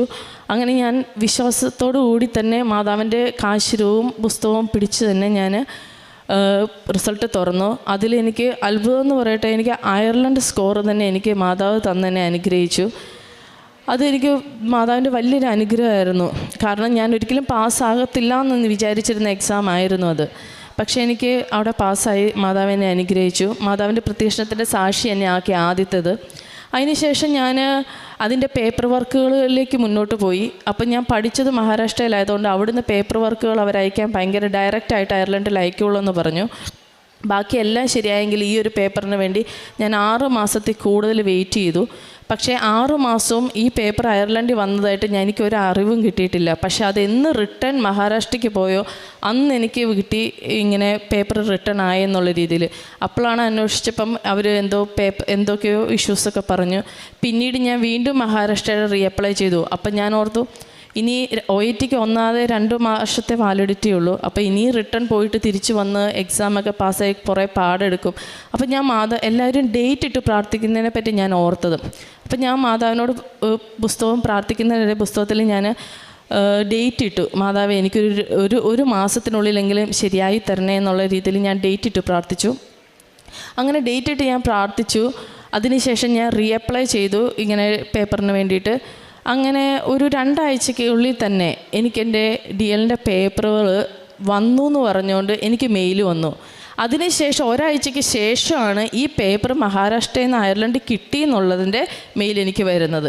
എനിക്കത് വിശ്വസിക്കാൻ പറ്റത്തില്ലായിരുന്നു. കാരണം എൻ്റെ പേപ്പറുകൾ ഞാൻ മറ്റുള്ളവർക്ക് അയച്ചു, ഇത് തന്നെയാണോ DLൻ്റെ പേപ്പർ അതെയോ വേറെ വല്ലതും ആണോ, കാരണം എൻ്റെ പേപ്പർ വന്നതായിട്ട് എനിക്കൊരു അറിവും കിട്ടിയിട്ടില്ല എന്നുള്ള രീതിയിൽ. പക്ഷേ അതിന് ശേഷം വന്ന പേപ്പറിന് എനിക്ക് മാവ് ആദ്യമേ തന്നെ എനിക്ക് DLൻ്റെ പേപ്പർ തന്നു. പിന്നെ അതിൻ്റെ എക്സാമിൻ്റെ പ്രിപ്പറേഷൻ അതൊരു വലിയൊരു കടമയായിരുന്നു. കാരണം കുറച്ച് നാളത്തെ ഗ്യാപ്പും കാര്യങ്ങളും എല്ലാം കൂടെ ആയപ്പോൾ എനിക്ക് എന്ത് ചെയ്യണമെന്ന് അറിയത്തില്ലായിരുന്നു. 14 സ്റ്റേഷൻസ്, ഒത്തിരി കാര്യങ്ങൾ പഠിക്കാനുണ്ടായിരുന്നു. എനിക്ക് സമയങ്ങൾ അങ്ങനെയുള്ള എല്ലാം കൂടെ നോക്കിയിട്ട് എനിക്ക് പറ്റുന്നില്ലായിരുന്നു. ആ ഇടയ്ക്കാണ് ഞങ്ങൾ അഖണ്ഡ ജപമാല ഉണ്ടെന്ന് പറഞ്ഞിട്ട് ഫ്രണ്ട്സ് എല്ലാവരും കൂടെ കൂടി അഖണ്ഡ ജപമാലയ്ക്ക് ഞങ്ങൾ പോയത്. അത് അഖണ്ഡ ജപമാല കൂടിയിട്ട് തിരിച്ച് വന്നു കഴിഞ്ഞപ്പം ഭയങ്കരമായിട്ട് മൈൻഡിന് എന്തൊരു ഉണർവ് വന്നു എനിക്ക്. പിന്നെ എനിക്ക് 1 മാസം പോലും ഇല്ലായിരുന്നു എനിക്ക് ആപ്റ്റിറ്റ്യൂഡിൻ്റെ എക്സാം പ്രിപ്പറേഷന് വേണ്ടിയിട്ട്. ആ എക്സാമിന് ഞാൻ 14 സ്റ്റേഷനിലും, അതായത് ഞാൻ പോകുന്നതിൻ്റെ അന്ന് രാവിലെ വരെ ഞാൻ ഇരുന്ന് പഠിക്കുമായിരുന്നു. കാരണം ഞാൻ ഒന്നും കംപ്ലീറ്റ് ചെയ്തിട്ടില്ലായിരുന്നു. അപ്പം അങ്ങനെ വന്ന് ഞാൻ എക്സാമിന് പോയി. ആ എക്സാമിന് പോകുന്ന സമയത്ത് മാതാവിൻ്റെ കാശിരും എൻ്റെ കയ്യിലുണ്ടായിരുന്നു, ഉപ്പ് എൻ്റെ കയ്യിലുണ്ടായിരുന്നു. പോക്കറ്റ് ഞാൻ വിതറിയിട്ടിരിക്കുമായിരുന്നു എൻ്റെ ഉപ്പ്. കാരണം നമുക്ക് ഇങ്ങനെ വേറെ കാര്യങ്ങളൊന്നും നമുക്ക് കൊണ്ടുപോകാൻ പറ്റത്തില്ലായിരുന്നു. അപ്പം യൂണിഫോമിൻ്റെ അകത്ത് അങ്ങനെ ഇട്ടു. ആ 14 സ്റ്റേഷനിലും ഞാൻ മാതാവിനോട് പോകുമ്പം ആകെ ഒരു 10 മിനിറ്റാണ് സ്റ്റേഷനുള്ളത്. അതിൽ നമുക്ക് കയറുന്നതിന് മുമ്പ് ഒരു 3 മിനിറ്റ് ക്വസ്റ്റ്യൻ വായിക്കാൻ വേണ്ടി തരും. ആ 3 മിനിറ്റിൽ ഞാൻ ആകെ 1 മിനിറ്റ് ക്വസ്റ്റ്യൻ വായിക്കുകയും ബാക്കി 2 മിനിറ്റ് ഞാൻ വിശ്വാസപ്രമാണം ചെല്ലുകയും മാതാവിനോട് പ്രത്യക്ഷീകരണം തന്നെ സാക്ഷിയാക്കണമെന്ന് ഞാൻ പ്രാർത്ഥിച്ചുകൊണ്ടാണ് ഓരോ സ്റ്റേഷനിലേക്കും ഞാൻ പോകുന്നത്. അപ്പോൾ ഉപ്പ് എൻ്റെ കയ്യിലുണ്ടായിരിക്കും. ഞാൻ സ്റ്റേഷനിലേക്ക് കയറുമ്പം തന്നെ ഞാൻ മാതാവിൻ്റെ ഉപ്പ് അവിടെ ഇടും. അങ്ങനെ ഓരോ സ്റ്റേഷനിലും ഞാൻ കംപ്ലീറ്റ് ചെയ്തു. ഓരോ എക്സാമിനേഴ്സും എനിക്ക് മറ്റുള്ളവരൊക്കെ പറഞ്ഞ് ഞാൻ കേട്ടിട്ടുണ്ട്, ഭയങ്കര ഷൗട്ടിങ് ആയിരിക്കും, ഒത്തിരി ക്വസ്റ്റ്യൻസ് ചോദിക്കുന്നു. പക്ഷേ എൻ്റെ അടുത്ത് എല്ലാവരും ഭയങ്കരമായിട്ട് ചിരിച്ച് എന്നെ ഇങ്ങനെ കംഫർട്ടാക്കണം എന്നുള്ള രീതിയിൽ അവരെന്നോട് ഇങ്ങോട്ട് പെരുമാറിക്കൊണ്ടിരുന്നു. അതെനിക്കൊരു വലിയൊരു അനുഭവമായിരുന്നു. കാരണം ഞാൻ എക്സാം കഴിഞ്ഞ് പുറത്തേക്ക് ഇറങ്ങി കഴിഞ്ഞപ്പോഴും അതിന് മുമ്പുള്ളവരോടൊക്കെ ദേഷ്യപ്പെടുന്ന ഞാൻ കേൾക്കാറുണ്ടായിരുന്നു പുറത്ത് നിന്നിട്ട്. പക്ഷേ എന്നോട് അവരൊന്നും ചോദിച്ചില്ല. ചോദിച്ചതിനൊക്കെ എനിക്ക് എവിടുന്ന് ആൻസർ വന്നൊന്നും എനിക്ക് സത്യം പറഞ്ഞാൽ അറിയത്തില്ല. പിന്നെ 2 സ്റ്റേഷൻസ് ഞാൻ ഒന്നും പ്രിപ്പയർ ചെയ്യാത്ത സ്റ്റേഷൻസ് ആയിരുന്നു. ആദ്യത്തെ 7 സ്റ്റേഷൻ കഴിഞ്ഞപ്പോൾ എനിക്ക് ബ്രേക്ക് കിട്ടി. ആ ബ്രേക്ക് കിട്ടിക്കഴിഞ്ഞപ്പോൾ എൻ്റെ അടുത്തിരുന്ന പിള്ളേരോട് ചോദിക്കാനായിട്ട് എനിക്ക് ഉള്ളിൽ നിന്നൊരു വിളി, നീ ആ 2 സ്റ്റേഷനെക്കുറിച്ച്, ആ 2 ടോപ്പിക്കിനെ കുറിച്ച് ആരോടെങ്കിലും ചോദിക്കുന്നുള്ളൊരു ഉള്ളിൽ നിന്നുള്ളൊരു ഫീല് വന്നു. അപ്പം എൻ്റെ അടുത്തിരുന്ന ആ കൊച്ചിൻ്റെ പേര് ആവേ മരിയ എന്നായിരുന്നു. ആ കൊച്ചിനോട് ഞാൻ ചോദിച്ചു, മോളെ ഈ 2 ടോപ്പിക്കിനെ കുറിച്ച് കൊച്ചു അറിയാവുന്ന രീതിയിലൊന്ന് പറയാമോ എന്ന് ചോദിച്ചു. ആ കൊച്ച് 5 മിനിറ്റ് കൊണ്ട് അതിനെക്കുറിച്ചൊരു ബേസിക് ആയിട്ടുള്ളൊരു ഇത് പറഞ്ഞു തന്നു. ഞാൻ അടുത്ത സ്റ്റേഷനിലേക്ക് പോയി കഴിഞ്ഞപ്പം ആ ടോപ്പിക്കുള്ള 2 സ്റ്റേഷൻസ് ആയിരുന്നു എനിക്ക് വന്നത്. സത്യം പറഞ്ഞാൽ എനിക്ക് എൻ്റെ ഡീറ്റെയിൽ ആയിട്ട് എനിക്ക് ഒന്നും അറിയത്തില്ല. പക്ഷേ അവിടെ എന്ത് സംഭവിച്ചു എന്ന് എനിക്കും അറിയത്തില്ല. കാരണം ആ സ്റ്റേഷനിൽ അവർ ചോദിച്ചതിനൊക്കെ എനിക്ക് ആൻസർ പറയാൻ പറ്റുകയും അതുകൂടാതെ ഞാൻ സ്റ്റേഷൻ പുറത്തേക്ക് ഇറങ്ങുന്നതിന് മുമ്പ് തന്നെ അവർ പാസ് ഇടുന്നത് എനിക്ക് കാണാൻ പറ്റി. കാരണം നമ്മൾ ടെൻഷൻ അടിച്ചിരിക്കണം, അത് പാസ്സാകുമോ അല്ലെങ്കിൽ അത് ശരിയാകുമെന്ന്. ഇതെന്നെ മാതാവ് എനിക്ക് കാണിച്ചു തന്നു അവർ എഴുതുന്നതായിട്ട്. അതെനിക്ക് ഭയങ്കര ഒരു അനുഗ്രഹമായിരുന്നു. അതുപോലെ തന്നെ വേറൊരു സ്റ്റേഷനിൽ ബാക്കി എല്ലാവർക്കും അവർ പറഞ്ഞു എൻ്റെ പേപ്പർ മറച്ചു പിടിക്കുക, എന്നിട്ട് നിങ്ങൾ എക്സ്പ്ലെയിൻ ചെയ്യാൻ വേണ്ടി. പക്ഷേ എൻ്റെ മുഖത്ത് നോക്കിയിട്ട് അവരെന്നോട് പറഞ്ഞു, ഓക്കെ നീ ഒരു 30 സെക്കൻഡ്സ് അതൊന്ന് വായിക്കുക, അതിന് ശേഷം പറയാൻ പറഞ്ഞു. അപ്പോൾ 30 സെക്കൻഡ്സ് കഴിഞ്ഞപ്പോൾ എന്നോട് പറഞ്ഞു പേപ്പർ തിരിച്ചു വെച്ചപ്പോഴേ. പക്ഷേ അതിലും എനിക്ക് അറിയാത്ത കാര്യങ്ങൾ പോലും എനിക്ക് നന്നായിട്ട് എക്സ്പ്ലെയിൻ ചെയ്യാൻ പറ്റി. അതൊക്കെ എനിക്കൊരു മാതാവിൻ്റെ അനുഗ്രഹം. ആ 14 സ്റ്റേഷനിൽ ആദ്യത്തെ എക്സാം കഴിഞ്ഞിറങ്ങിയ ആൾ ഞാനായിരുന്നു. പക്ഷേ പാസ്സാവുന്നോ അങ്ങനെയൊന്നും എനിക്കൊരു ഉറപ്പില്ലായിരുന്നു. പക്ഷേ എനിക്കൊരു ആത്മവിശ്വാസവും എൻ്റെ മാതാവ് എൻ്റെ കൂടെ ഉണ്ടായിരുന്നു, എൻ്റെ ഈശോ എൻ്റെ കൂടെ ഉണ്ടായിരുന്നു, എൻ്റെ കാവൽ മലാഹ എന്നെ ഇങ്ങനെ നടത്തുന്നതായിട്ട് എനിക്ക് നന്നായിട്ട് അറിയാമായിരുന്നു. കാരണം അത്രയും പോലും പ്രിപ്പയർ ചെയ്യാത്ത ഒരാളായിരുന്നു ഞാൻ. അപ്പോൾ അത് ഇനി റിസൾട്ട് വന്ന സമയത്ത് ഇതിനൊക്കെ ഈ എക്സാമിൻ്റെ സമയത്തൊക്കെ എന്നെ ഹെൽപ്പ് ചെയ്തൊരു കൊച്ചുണ്ടായിരുന്നു. അപ്പോൾ അവൾ എന്നോട് പറയും, അവൾ ഉടമ്പടി എടുത്ത ഒരാളാണ്. അപ്പം അവൾ എന്നോട് പറയും, ചേച്ചി പേടിക്കണ്ട, ഉടമ്പടി ഞായറാഴ്ച എക്സാം കഴിഞ്ഞു, ചൊവ്വാഴ്ച അല്ലെങ്കിൽ തിങ്കളാഴ്ച അല്ലെ ചൊവ്വാഴ്ച എക്സാമിൻ്റെ റിസൾട്ട് വരും. അപ്പോഴത്തേനും എന്നോട് പറഞ്ഞു, ആ കൊച്ചു പറഞ്ഞു, ചേച്ചി നമ്മുടെ ഉടമ്പടി ധ്യാനം കഴിയുമ്പോഴേക്കും, ചൊവ്വാഴ്ച ധ്യാനം കഴിയുമ്പോഴേക്കും ചേച്ചിയുടെ റിസൾട്ട് വരുമെന്ന് പറഞ്ഞു. അതുപോലെ തന്നെ രാവിലെ എനിക്ക് ഉറക്കമില്ലായിരുന്നു. അവർ രാവിലെ തന്നെ തിങ്കളാഴ്ച വന്നില്ല, അപ്പം ചൊവ്വാഴ്ച വരും എന്നുള്ള രീതിയിൽ രാവിലെ തന്നെ നേരത്തെ എഴുന്നേറ്റ് ധ്യാനം കൂടാൻ വേണ്ടി തുടങ്ങി. ധ്യാനത്തിൻ്റെ അവസാനത്തെ ആശീർവാദത്തിൻ്റെ സമയമായപ്പോഴേക്കും എനിക്ക് മെയിൽ വന്നു, ഈ റിസൾട്ട് വന്നത്. അതിനുശേഷം അവസാന റിസൾട്ട് ഞാൻ ആശീർവാദം കൂടി. അതിനുശേഷം പ്രതിഷ്ഠിത പ്രാർത്ഥനയും ചൊല്ലി, ഇതുപോലെ വിശ്വാസ പ്രമാണവും ചൊല്ലിയതിന് ശേഷം മാതാവിനോട് ചോദിച്ച് ഞാൻ റിസൾട്ട് തുറന്നു. എനിക്ക് വിശ്വസിക്കാൻ പറ്റുന്നില്ലായിരുന്നു. എന്നെപ്പോലെ ഒരു ആവറേജ് സ്റ്റുഡൻസിന് ആ 14 സ്റ്റേഷൻസ് ഒറ്റയടിക്ക് ക്ലിയർ ചെയ്യാൻ പറ്റത്തില്ലായിരുന്നു. കാരണം ഇതിലും ബ്രില്യൻ്റ് ആയിട്ടുള്ള ആൾക്കാർ എക്സാം എഴുതിയിട്ട് എൻ്റെ ഒപ്പം തന്നെ പഠിച്ചവർ തന്നെ ഞാൻ കണ്ടിട്ടുണ്ട്. അവർക്ക് പല സ്റ്റേഷൻസ് 1, 2, 3 സ്റ്റേഷൻസ് പോയിട്ട് അവർ ഒത്തിരി ഡെസ്പായിട്ടിരിക്കുന്നത്. പക്ഷേ എനിക്കിവിടെ മാതാവ് എൻ്റെ കൂടെ വന്ന് എന്നെ ഈ എക്സാം പാസ്സാക്കി എനിക്ക് തന്നായിരുന്നു. അതെനിക്ക് അമ്മ മാതാവിനും തിരുക്കുമാതിനും ഒത്തിരി നന്ദി. ഞാൻ എപ്പോഴും ആരോട് പറയുമ്പോഴും ഞാൻ പറയാറുണ്ട്, ഈ 14 സ്റ്റേഷൻസും മാതാവ് ഈശോ എൻ്റെ കൂടെ ഉണ്ടായിരുന്നു എന്നുള്ളത്. അതെനിക്ക് എൻ്റെ വലിയൊരു അനുഗ്രഹമായിരുന്നു എനിക്ക് തന്നത്. പിന്നെ ഉള്ളത് അയർലൻഡിൽ നമുക്ക് ഡ്രൈവിംഗ് ടെസ്റ്റ് പാസ്സാകുക എന്നുള്ളതൊരു ഭയങ്കര ഡിഫിക്കൽട്ടി ആയിട്ടുള്ളൊരു കാര്യമാണ്. അതും 3, 4, 5 പ്രാവശ്യം അവർക്ക് അറിയാം അവിടെ എന്തുമാത്രം ബുദ്ധിമുട്ടാണ്. അതേസമയം എനിക്ക് എക്സാമിന് പോയി കഴിഞ്ഞു. അപ്പം നമുക്ക് വണ്ടിയും കാര്യങ്ങളൊന്നും ഇല്ലാത്തതുകൊണ്ട് ഈ ഡ്രൈവിംഗ് ടെസ്റ്റ് എടുക്കുന്ന ആളുടെ വണ്ടിയിലാണ് പോകുന്നത്, പഠിപ്പിച്ച ആളുടെ വണ്ടിയിൽ. അപ്പം അവിടെ പോയി ഞാൻ ആ ചേട്ടൻ കാണാതെ തന്നെ എൻ്റെ കയ്യിൽ ഉപ്പുണ്ടായിരുന്നു. ആ ഉപ്പെടുത്ത് എക്സാമിന് ഇരിക്കുന്നിടത്തേക്ക് ഞാൻ വിശ്വാസ പ്രമാണം ചൊല്ലിയിട്ടു. അതിനുശേഷം ഞാൻ വണ്ടിയിൽ പോയി ഡ്രൈവ് ചെയ്യാൻ തുടങ്ങി. അവർ ക്വസ്റ്റ്യൻസൊക്കെ ചോദിച്ചു, അതൊക്കെ കംപ്ലീറ്റ് ചെയ്തു.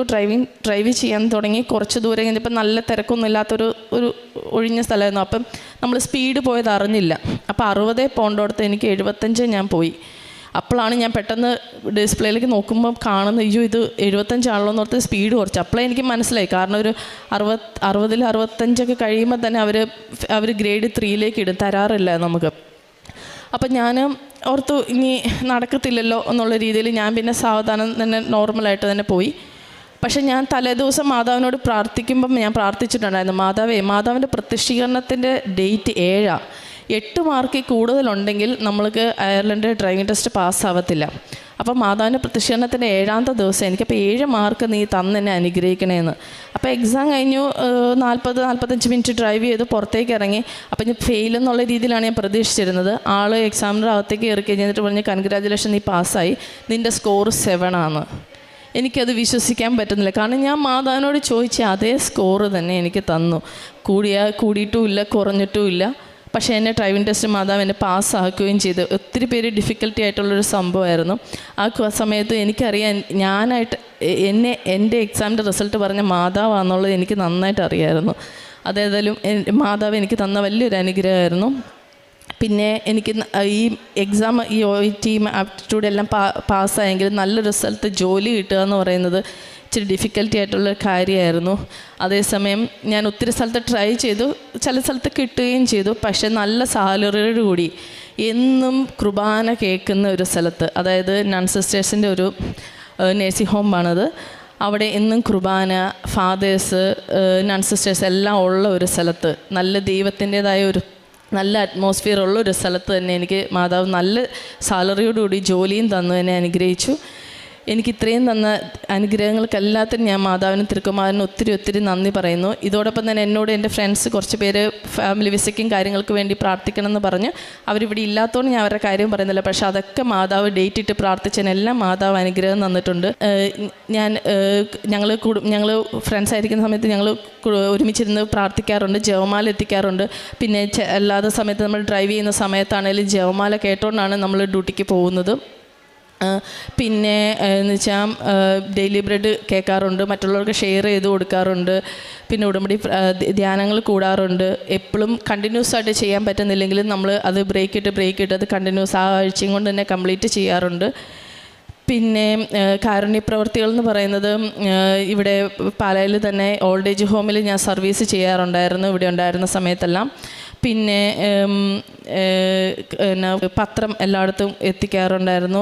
പിന്നെ ഗവൺമെൻറ് ഹോസ്പിറ്റലുകളിൽ പോയി മറ്റുള്ളവർക്ക് ശുശ്രൂഷ ചെയ്ത് കൊടുക്കാറുണ്ട്. ഇപ്പോൾ അയർലൻഡിലായിരിക്കുമ്പോഴും എന്നെക്കൊണ്ട് സാധിക്കാൻ പറ്റുന്നത്, എൻ്റെ കാര്യങ്ങൾ മാറ്റി വെച്ചിട്ടാണെങ്കിലും മറ്റുള്ളവർക്ക് വേണ്ടി എന്നെക്കൊണ്ട് ചെയ്യാൻ പറ്റുന്ന എല്ലാ സഹായങ്ങളും ഞാൻ ചെയ്തു കൊടുക്കാറുണ്ട്. പൈസയായിട്ട്, സമയമായിട്ട്, ഏതാണേലും ഞാൻ ചെയ്തു കൊടുക്കാറുണ്ട്. അത് ദൈവനാമത്തിലും ഈ അമ്മ മാതാവിൻ്റെ നാമത്തിലും ഞാൻ ചെയ്തു കൊടുക്കാറുണ്ട്. അത് മറ്റുള്ളവർ ചോദിക്കും എന്നോട്, എന്തിനാണത് ചെയ്യുന്നത്, എന്തിനാണ് ചേച്ചി ഇങ്ങനെ കഷ്ടപ്പെടുന്നതെന്ന്. ഞാൻ പറയുന്നത് അത് എനിക്ക് ചെയ്യാൻ പറ്റുന്നൊരു കാര്യമാണ്, അത് ഞാൻ ചെയ്തേ പറ്റത്തുള്ളൂ എന്നുള്ള ദൈവത്തിൻ്റെ ആ നാമത്തിൽ ഞാൻ ചെയ്തു കൊടുക്കാറുണ്ട്. ഇത്രയും. പിന്നെ ഞങ്ങളിപ്പം പുതിയ ജോലി മാറിക്കഴിഞ്ഞപ്പോഴേക്കും ഒരു ഹൗസ് നോക്കുന്നുണ്ടായിരുന്നു. നേരത്തെ ഷെയർഡ് അക്കോമഡേഷനിലായിരുന്നു താമസിച്ചിരുന്നത്. ഹൗസ് നോക്കുന്നുണ്ടായിരുന്നു. അത് 2 ബെഡ്റൂമിൻ്റെ ആയിരുന്നു നോക്കിക്കൊണ്ടിരുന്നത്. കാരണം അവിടെ ഭയങ്കര റെൻ്റ് ആയതുകൊണ്ട് 2 ബെഡ്റൂമിൻ്റെയാണ് നോക്കിക്കൊണ്ടിരുന്നത്. പക്ഷേ മാതാവിനോട് ഞാൻ ഉപ്പിട്ട് പ്രാർത്ഥിക്കുമായിരുന്നു. അപ്പം ഓരോ 2 വീട്ടിൽ പോകുമ്പോഴും നമുക്കൊരു കാണുമ്പോൾ നമുക്ക് തോന്നാറില്ല, ഭയങ്കര റെൻറ്റും ഒന്ന് താമസിക്കാൻ കൊള്ളുന്നൊരു വീടും അല്ലായിരുന്നു. അതേസമയം ഞാൻ ഇങ്ങനെ പോരുന്നേക്കാളും ഒരു 2 മാസം മുമ്പേ തന്നെ മാതാവ് എനിക്ക് ഒരു നല്ലൊരു വീട് തന്നു. 2 ബെഡ്റൂമിൻ്റെ വീടാന്ന് പറഞ്ഞുകൊണ്ടാണ് പോയത്. പക്ഷെ 3 ബെഡ്റൂമിൻ്റെ വീട് തന്നു. അതും ആ 2 ബെഡ്റൂമിൻ്റെ റെൻറ്റ് തന്നെ, സെയിം റെൻറ്റ് തന്നെ, നല്ലൊരു ഹൗസ് തന്നു. ഇപ്പോൾ പിള്ളേർ, എൻ്റെ ഫാമിലി വന്നു കഴിഞ്ഞാൽ തന്നെ കൊച്ചുങ്ങൾക്ക് സ്കൂൾ കാര്യം എല്ലാം അടുത്ത് തന്നെ മാതാവ് എനിക്ക് ക്രമീകരിച്ച് തന്നിട്ടുണ്ട്. എല്ലാത്തിനും നമ്മ മാതാവിനും തിരുക്കുമാരനും ഞാൻ നന്ദി പറയുന്നു. നിങ്ങൾ തിടുക്കം കൂട്ടേണ്ട, വേഗം ഓടുകയും വേണ്ട. കർത്താവ് നിങ്ങളുടെ മുൻപിൽ നടക്കും. ഇസ്രായേലിൻ്റെ ദൈവമായിരിക്കും നിങ്ങളുടെ പിൻകാവൽക്കാരൻ. യെശയ്യാ പ്രവാചകൻ്റെ പുസ്തകം 52-ാം അധ്യായം 12-ാം വചനമാണ്. കാനായിലെ വിവാഹ വിരുന്നിൽ അവർക്ക് വീഞ്ഞില്ല എന്ന് പറഞ്ഞപ്പോൾ, എൻ്റെ സമയമായിട്ടില്ല എന്ന് ഈശോ പറഞ്ഞപ്പോഴും അമ്മ പറഞ്ഞത് അവൻ പറയുന്ന പോലെ ചെയ്യുക എന്നാണ്. ഉടമ്പടിയിൽ നമ്മളും അതുതന്നെയാണ് ചെയ്യുന്നത്. ഈശോ പറയുന്നതെല്ലാമാണ് നാം ഉടമ്പടിയിൽ നിബന്ധനകൾ പാലിച്ചനുസരിച്ച് ജീവിക്കുന്നത്. അങ്ങനെയാണ് ഈ മകളും പ്രാർത്ഥിച്ചത്. സമയ ചുരുക്കത്തിൻ്റെ അമ്മ അവിടെ ഇടപെടുകയാണ്. 1 മാസത്തിനുള്ളിൽ നൽകണേ എന്ന് പ്രാർത്ഥിച്ചപ്പോൾ തന്നെ ആ മകളുടെ പ്രാർത്ഥന കേട്ടു. DL വന്നു. പിന്നീട് എക്സാം പ്രിപ്പറേഷനാണ് 14 സ്റ്റേഷൻസ്. അതത്ര ഈസി അല്ല, വളരെ ഡിഫിക്കൽട്ടായിട്ടുള്ള എക്സാംസാണ്. പക്ഷെ അവിടെയും ഈ മകളുടെ കയ്യിൽ ഉടമ്പടി കാശുരൂപവും വെഞ്ചരിച്ച ഉപ്പും കയ്യിൽ പിടിച്ചുകൊണ്ടാണ് ഓരോ സ്റ്റേഷനിൽ പോകുമ്പോഴും പ്രാർത്ഥിച്ചുകൊണ്ട് ഈശോയുടെ അമ്മയുടെ സാന്നിധ്യത്തോടെയാണ് ഈ മകൾ പരീക്ഷയ്ക്ക് പോകുന്നത്. അങ്ങനെ എല്ലാ സ്റ്റേഷൻ ടോപ്പിക്സും കവർ ചെയ്യാൻ പറ്റി. പക്ഷേങ്കിൽ അവിടെയും 2 പേപ്പേഴ്സ് സമയം കിട്ടിയില്ല, സഫിഷ്യൻ്റ് ടൈമില്ലായിരുന്നു, അത് പ്രിപ്പയർ ചെയ്യാൻ സമയം കിട്ടിയില്ല. അവിടെയും ഈശോ അമ്മ ഒരു പ്രത്യേക രീതിയിൽ ഇടപെടുകയാണ്. ഒരു അല്പസമയത്തെ ബ്രേക്ക് കൊടുക്കുകയും ആ ബ്രേക്കിൻ്റെ സമയത്ത് ഒരുപക്ഷെ അത് അമ്മ മാതാവ് തന്നെയായിരിക്കാം, ആവേ മരിയ എന്ന കുട്ടിയോട് സംസാരിക്കാൻ സാധിക്കുകയും ആ 2 പേപ്പേഴ്സിൻ്റെ information within the limited time കിട്ടുകയും ചെയ്തു. പിന്നീട് ചെന്നപ്പോൾ ആ പേപ്പേഴ്സ് ക്ലിയറാക്കാൻ സാധിച്ചു. എല്ലായിടത്തും ഈശോയുടെ അമ്മയുടെ സാന്നിധ്യത്തിന് വേണ്ടി പ്രാർത്ഥിച്ചു. പ്രത്യക്ഷീകരണത്തിൻ്റെ സാക്ഷിയാക്കണേ എന്ന് ഈ മകൾ വീണ്ടും വീണ്ടും പ്രാർത്ഥിച്ചു. ആ പ്രാർത്ഥനയുടെ ഫലമായിട്ടാണ് ആ പിൻകാവൽക്കാരനായ ദൈവത്തിൻ്റെ സാന്നിധ്യം മനസ്സിലാക്കാൻ സാധിച്ചത്. അങ്ങനെ ആ പേപ്പേഴ്സ് എല്ലാം ക്ലിയറായി. ആപ്റ്റിറ്റ്യൂഡ് എക്സാം പാസ്സായി. ഐലൻഡിലെ ഡ്രൈവിംഗ് ടെസ്റ്റും പാസ്സായി. ഇനി അടുത്തത് ജോലിയാണ്. അതും ഒത്തിരി വൈകാതെ തന്നെ സമയ ചുരുക്കത്തിൻ്റെ അമ്മയുടെ മധ്യസ്ഥതയിലൂടെ ഈ മകൾക്ക് നല്ലൊരു നഴ്സിംഗ് ഹോമിൽ ബെറ്റർ നല്ലൊരു സാലറിയോട് കൂടി ഒരു നഴ്സായിട്ട് ജോലി ലഭിച്ചു. ഇവിടെയെല്ലാം നാം കാണുന്നത് നമ്മുടെ കൂടെ നടക്കുന്ന, നമ്മുടെ മുൻപിലും പിൻപിലും നിൽക്കുന്ന ആ കാവൽക്കാരനായ ദൈവത്തെയാണ്. ഉടമ്പടി മക്കളുടെ ജീവിതത്തിൽ ആ ദൈവ സാന്നിധ്യമാണ് നമുക്ക് ഉറപ്പ് നൽകുന്നത്. എന്ത് കാര്യത്തിന് പോയാലും എവിടെ പോയാലും ഈശോയുടെയും അമ്മയുടെയും ആ സാന്നിധ്യം. ഉടമ്പടി മക്കൾ ഒരിക്കലും ഒറ്റയ്ക്കല്ല, ദൈവം മുന്നിലും പിന്നിലുമുണ്ട്. പ്രശ്നങ്ങളുണ്ടെങ്കിലും നമുക്ക് ഭയപ്പെടാത്ത ധൈര്യത്തോടെ ഉടമ്പടി കാശുരൂപം കയ്യിൽ പിടിച്ചുകൊണ്ട് അമ്മയുടെ പ്രത്യക്ഷീകരണത്തിന് സാക്ഷിയാക്കണേ എന്ന് പ്രാർത്ഥിച്ചുകൊണ്ട് വിശ്വാസ പ്രമാണം ചൊല്ലി നേർച്ച വസ്തുക്കളായി വെഞ്ചരിച്ച് ഉപ്പും തേനും ഉപയോഗിച്ച് പ്രാർത്ഥിച്ച് ചെല്ലുമ്പോൾ എവിടെ പോയാലും അവിടെയെല്ലാം നമുക്ക് ഈശോയുടെ സാന്നിധ്യം കാണാൻ പറ്റും. ആ പരീക്ഷ എഴുതാൻ പോയ പരീക്ഷാ ഹാളിലും ആവേ മരിയ എന്ന കുട്ടിയിൽ കൂടെ തന്നെ അത് ദൈവത്തിൻ്റെ ഒരു സാന്നിധ്യം തന്നെയായിരുന്നു. അമ്മ മാതാവ് പറയുകയാണ്, ഞാൻ നിൻ്റെ കൂടെയുണ്ട് എന്ന്. നമ്മുടെ ജീവിതത്തിൽ പലപ്പോഴും ചില കാര്യങ്ങളൊക്കെ വൈകിപ്പോകാം, ചിലപ്പോൾ അപ്രത്യക്ഷമായ രീതിയിൽ കാര്യങ്ങൾ നീങ്ങാം. ഒരുപക്ഷെ ആ DL പേപ്പർ റിട്ടേൺ ആയതും ഇതൊക്കെ ചിലപ്പോൾ നമ്മൾ വിചാരിക്കും എന്തുകൊണ്ട് വൈകിപ്പോകുന്നു എന്ന്. പക്ഷെങ്കിൽ ജീവിതത്തിൽ വൈകിപ്പോകുന്ന കാര്യങ്ങൾ പോലും ദൈവം ശരിയായ സമയത്ത് നമ്മളെ നയിക്കും. നമ്മുടെ ആത്മീയ യാത്രയിൽ പരിശുദ്ധ അമ്മയാണ്, കൃപാസന അമ്മയാണ് നമ്മെ യേശുവിലേക്ക് നയിക്കുന്നത്, നമ്മളെ വഴി കാണിക്കുന്നത്. ആ അമ്മയുടെ കരം പിടിച്ചുകൊണ്ട് നമ്മുടെ ജീവിതയാത്ര, പ്രത്യേകിച്ച് നമ്മുടെ ഉടമ്പടി ജീവിതയാത്ര, ആത്മീയ യാത്ര നമുക്ക് മുന്നോട്ട് നയിക്കാം. നമുക്ക് ഓടുകയേ വേണ്ട, തിടുക്കം കൂട്ടേണ്ട. നമ്മുടെ കൂടെ, നമ്മുടെ മുൻപിലും പിൻപിലും നമ്മുടെ കൂടെ നടക്കുന്ന ആ ദൈവത്തിൽ ആശ്രയിച്ച് നമ്മുടെ ഉടമ്പടി ജീവിതം കൂടുതൽ തീഷ്ണതയോടെ, ആത്മാർത്ഥതയോടെ, സത്യസന്ധതയോടെ മുന്നോട്ട് നയിക്കാം. ആൻമരിയയ്ക്കും കുടുംബത്തിന് ലഭിച്ച ഈ വലിയ അനുഗ്രഹങ്ങൾ. തിരുവല്ലയിൽ നിന്ന് വരുന്നു. എൻ്റെ പേര് സജിനി. ഇത് എൻ്റെ മോൻ ആരോൺ. എൻ്റെ മോനാണ് ആദ്യമായി ഉടമ്പടി എടുക്കുവാൻ ഇവിടെ ഇടവായത്. ഞങ്ങളൊരു ഓർത്തഡോക്സ് വിശ്വാസിയാണ്. കൃപാസനത്തെപ്പറ്റി അറിയുവാനിടയായത് എനിക്കങ്ങനെ കൂടുതൽ അറിയത്തില്ലായിരുന്നു. മാതാവിനെ വിശ്വാസമുണ്ട്, എങ്കിൽ തന്നെ എനിക്ക് ഈ ആഴമായിട്ടുള്ള വിശ്വാസം കുറവായിരുന്നു. പക്ഷേ ഈ സമയത്തൊക്കെയും പിന്നെ ഞാൻ യൂട്യൂബ് കാണുമെങ്കിലും അത്ര അധികം ശ്രദ്ധിച്ചിരുന്നില്ല. യൂട്യൂബിൽ കൂടെയുള്ള അച്ഛൻ്റെ ടോക്കുകളും ഒന്നും. ഈ സമയം എൻ്റെ വീട്ടിൽ സഹായിക്കാൻ വന്ന ഒരു ചേച്ചി മുഖാന്തരമാണ് ഞാൻ കൃപാസനത്തെപ്പറ്റി കൂടുതൽ അറിയുവാൻ ഇടയായത്. ആ ചേച്ചി വാതോരാതെ ഈ കൃപാസനത്തിലെ അമ്മയെപ്പറ്റിയും കാശുരൂപത്തിൻ്റെ ഗുണങ്ങളും കുട്ടികൾക്ക് പഠിക്കുവാൻ ഈ കാശുരൂപം പരീക്ഷയ്ക്ക് കൊടുത്തു കഴിയുവാൻ കൈ പിടിക്കുവാൻ നല്ലതാണ്, ഇതൊക്കെ എപ്പോഴും പറയുമായിരുന്നു. പക്ഷേ ആ സമയം എൻ്റെ മോൻ ആരോൺ രാജഗിരി എഞ്ചിനീയറിംഗ് കോളേജിൽ BTech തേർഡ് ഇയർ സ്റ്റുഡൻ്റാണ്. ഈ സമയത്ത് അവന് 6th സെമ്മിൻ്റെ എക്സാം നടക്കുന്ന സമയമായിരുന്നു. ആ സമയമൊക്കെയും എൻ്റെ മനസ്സിൽ കൂടെ ഇങ്ങനെ ഈ അമ്മയുടെ കാശ് രൂപം എവിടുന്ന് ലഭിക്കുമെന്നുള്ള ചിന്തയായി എൻ്റെ മനസ്സിൽ കൂടി വന്നത്. അത് ഇവിടെ വന്നാൽ കിട്ടുമോ, ആ ചേച്ചിയോട് ചോദിച്ചാൽ കിട്ടുമോ, ഒക്കെ പല ചിന്തകളും എൻ്റെ മനസ്സിൽ കൂടെ വന്നു. ആ സമയം എൻ്റെ അഭിമാനം ഇത് ചോദിക്കുവാൻ എന്നെ അനുവദിച്ചില്ല. അങ്ങനെ ഇരിക്കെ ആ സമയത്ത് ഇവൻ PGയിലാണ് പുറത്ത് താമസിച്ചുകൊണ്ടിരുന്നത്, കോളേജിൻ്റെ PGയിൽ പുറത്ത്. ആ സമയത്ത് എക്സാമിൻ്റെ സമയം ഇവന് ഒരു ദിവസം രാവിലെ എനിക്ക് വാട്സപ്പിൽ ഒരു മെസ്സേജ് എനിക്ക് ലഭിക്കുകയുണ്ടായി. അതിലിങ്ങനെയാണ് ഒരു കാശ് രൂപത്തിൻ്റെ കാശ് രൂപം ഇട്ടിട്ട്, അമ്മ ഇത് കൃപാസനം മാതാവിൻ്റെ കാശ് രൂപമല്ലേ എന്നൊരു മെസ്സേജ്.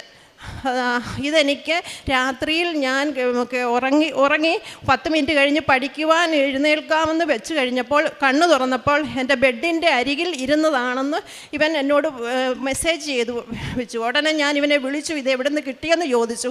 അപ്പോൾ എൻ്റെ മനസ്സിൽ പെട്ടെന്ന് വന്നു, ഇത് എവിടെ നിന്ന് കിട്ടി, ആരെങ്കിലും പിള്ളേരുടെയൊക്കെ ആണോ? അന്നേരം പറഞ്ഞു, അമ്മ ഇവിടെ അങ്ങനെയുള്ള പിള്ളേരൊന്നുമില്ല, ഇതെനിക്ക് മാതാവ് തന്നതായിരിക്കും, എന്തായാലും ഞാൻ ഇത് വെച്ചു, ഇത് വെച്ചാണ് പഠിച്ചത്.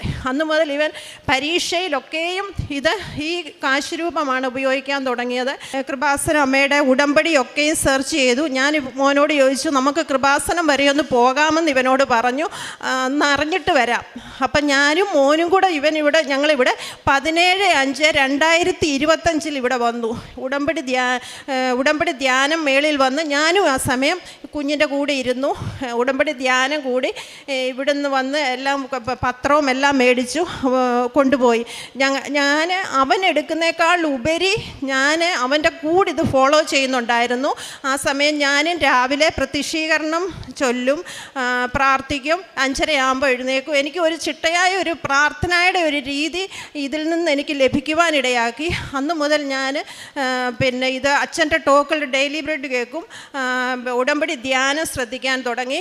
അന്ന് വരെ ഞാൻ ശ്രദ്ധിക്കാത്ത ഒരു കാര്യമാണ്, ഇങ്ങനെയുള്ള കാര്യങ്ങൾ ഞാൻ ശ്രദ്ധിച്ചിട്ടേ ഇല്ല. അന്ന് മുതൽ ഞാൻ ശ്രദ്ധിക്കാൻ തുടങ്ങി. പത്രം മേടിക്കുന്നത് ഞങ്ങൾ മെഡിക്കൽ കോളേജിൽ കൊണ്ടുപോയി വിതരണം ചെയ്യുമായിരുന്നു.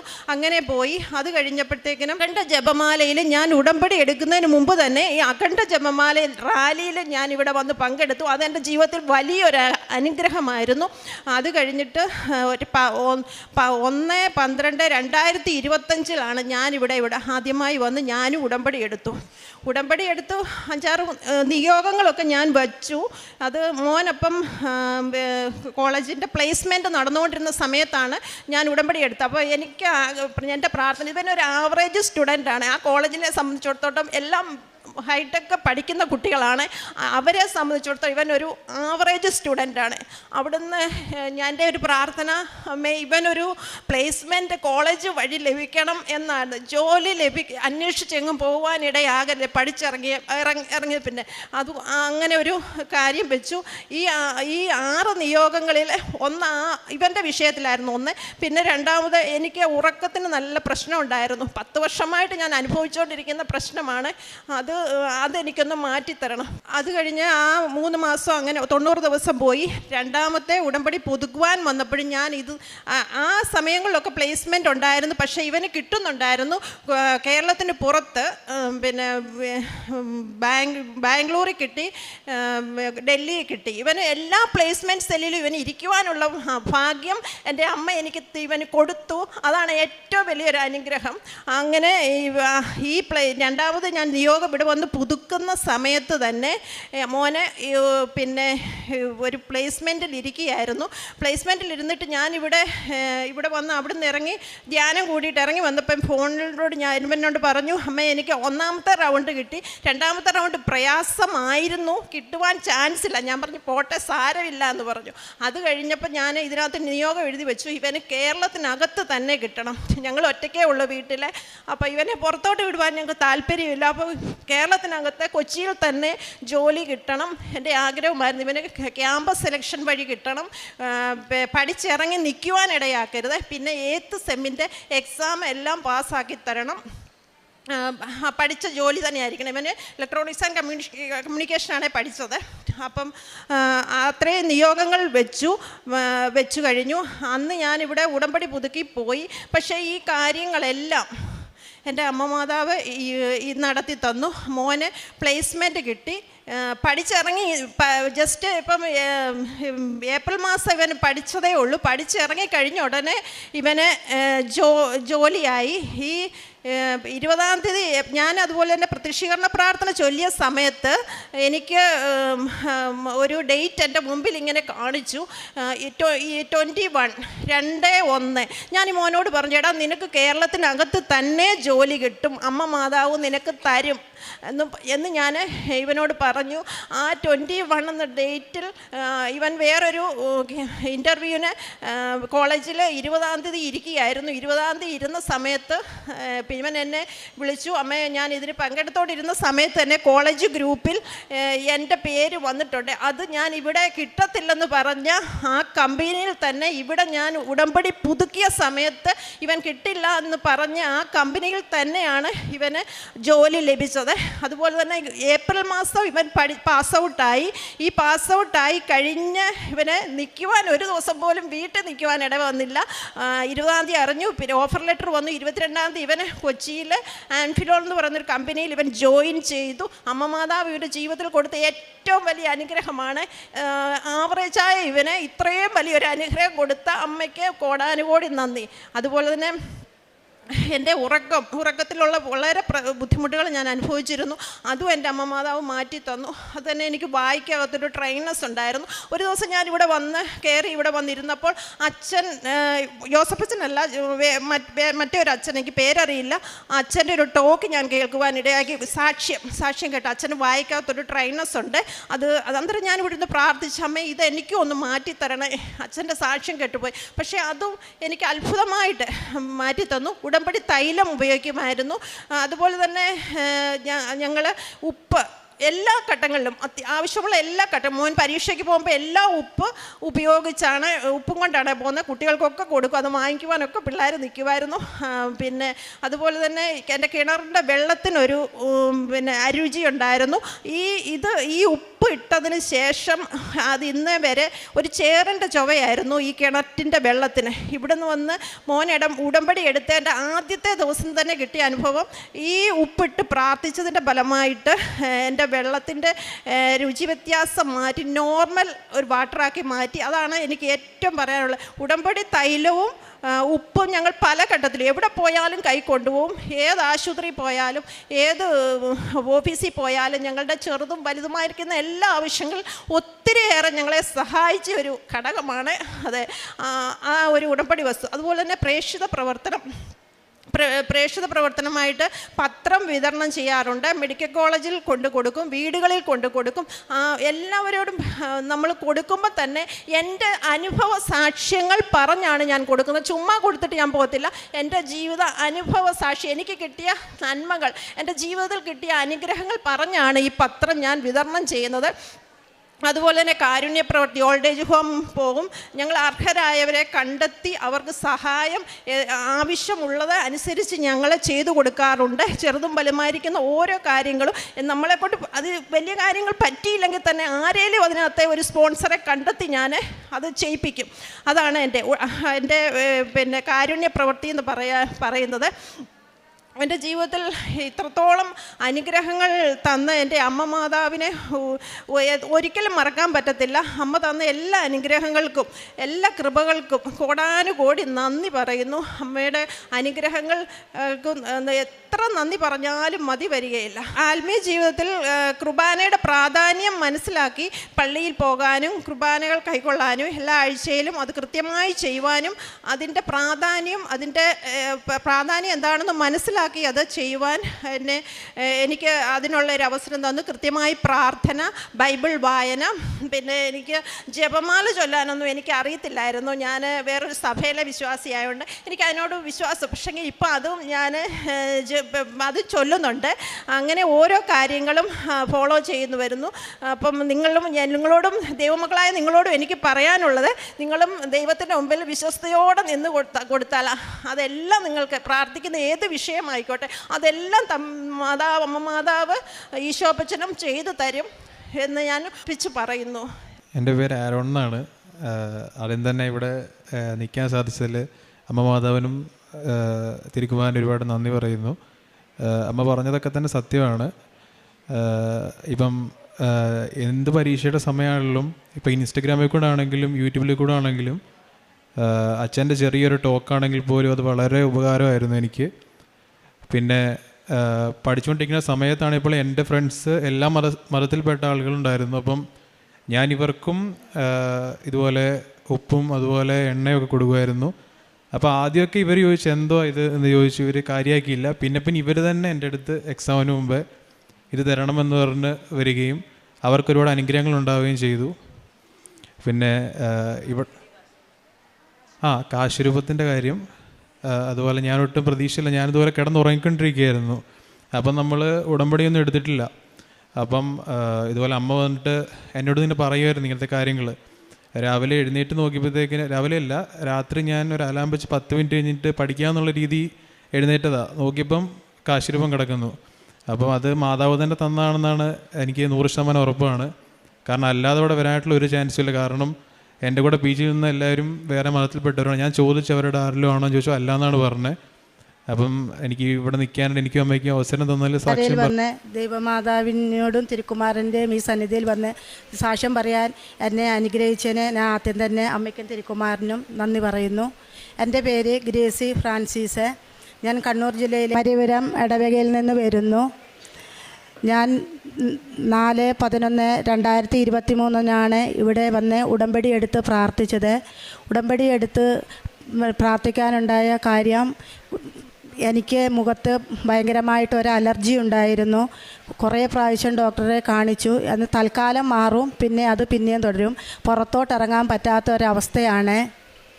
കാരണം എല്ലാവരും ചോദിക്കും മുഖത്ത് എന്നാ പറ്റിയത്. അപ്പം ഞാനിങ്ങനെ നേർച്ച വസ്തുക്കൾ ഉപയോഗിച്ച് പ്രാർത്ഥിച്ചു. അമ്മേ, എൻ്റെ കാണാത്ത സ്ഥലത്താണെങ്കിൽ കുഴപ്പമില്ല, ഈ മുഖത്ത് തന്നെ ആകുമ്പോൾ എനിക്ക് ഭയങ്കര വിഷമമാണ്. അങ്ങനെ പറഞ്ഞ് പ്രാർത്ഥിച്ചതിൻ്റെ ഫലമായി എനിക്ക് പൂർണ്ണമായി രോഗസൗഖ്യം തന്ന് മാതാവ് അനുഗ്രഹിച്ചു. രണ്ടാമതായി ഞാൻ ഈ ചേച്ചിയുടെ കാര്യമാണ് പറയുന്നത്. ഞാൻ ഈ ചേച്ചിയുടെ വീട്ടിൽ റബ്ബർ ടാപ്പിങ് ചെയ്യുന്ന ഒരു വ്യക്തിയാണ്. അപ്പോൾ ഈ ചേച്ചിക്ക് നടുവിന് ഡിസ്കിന് കംപ്ലൈൻ്റ് ആയിട്ട് 5 വർഷമായിട്ട് നടക്കാനോ ഒന്നും പറ്റാത്തൊരു സാഹചര്യമായിരുന്നു. അപ്പോൾ ഞാൻ പറഞ്ഞു, എനിക്ക് വിശ്വാസമുണ്ട് അമ്മയിൽ. ചേച്ചിക്ക് ഒരു അക്രൈസ്തവരായ ചേച്ചി ആയതുകൊണ്ട് എത്രമാത്രം വിശ്വാസമുണ്ടെന്ന് എനിക്കറിയില്ല. അതുകൊണ്ട് ഞാൻ പറഞ്ഞു, എനിക്ക് അമ്മയിൽ നല്ല വിശ്വാസമുണ്ട്. അപ്പം ചേച്ചിക്ക് വിശ്വാസം ഉണ്ടെങ്കിൽ ഞാൻ ഉടമ്പടി തൈലം തേച്ച് പ്രാർത്ഥിച്ചു തരാമെന്ന്. അപ്പം ചേച്ചി എന്നോട് പറഞ്ഞു, എനിക്ക് നല്ല വിശ്വാസമുണ്ട്, പിന്നെ നീ എനിക്ക് പ്രാർത്ഥിച്ചു തരാം. അപ്പോൾ ഞാൻ ഉടമ്പടി തൈലം തേച്ച് പ്രാർത്ഥിച്ചു. അതുപോലെ തന്നെ ഉപ്പിട്ട് വെള്ളത്തിൽ ആവി പിടിച്ച് അങ്ങനെ ചേച്ചിയും 5 മണിക്ക് എണീറ്റിട്ട് മാതാവിനോട് പ്രാർത്ഥിക്കും. അങ്ങനെ പ്രാർത്ഥിക്കുമ്പം ചേച്ചിക്കൊരു അനുഭവം ഉണ്ടായി. ആരോ നടുവിന് കൈവെക്കുന്ന ഒരനുഭവം ഉണ്ടായി. അപ്പം ചേച്ചിക്കത് ആദ്യം മനസ്സിലായില്ല. പിന്നീട് സാക്ഷ്യങ്ങൾ കേട്ടപ്പം ചേച്ചിക്കത് മനസ്സിലായി, അമ്മ മാതാവ് വെച്ച് സുഖപ്പെടുത്തിയതാണ്.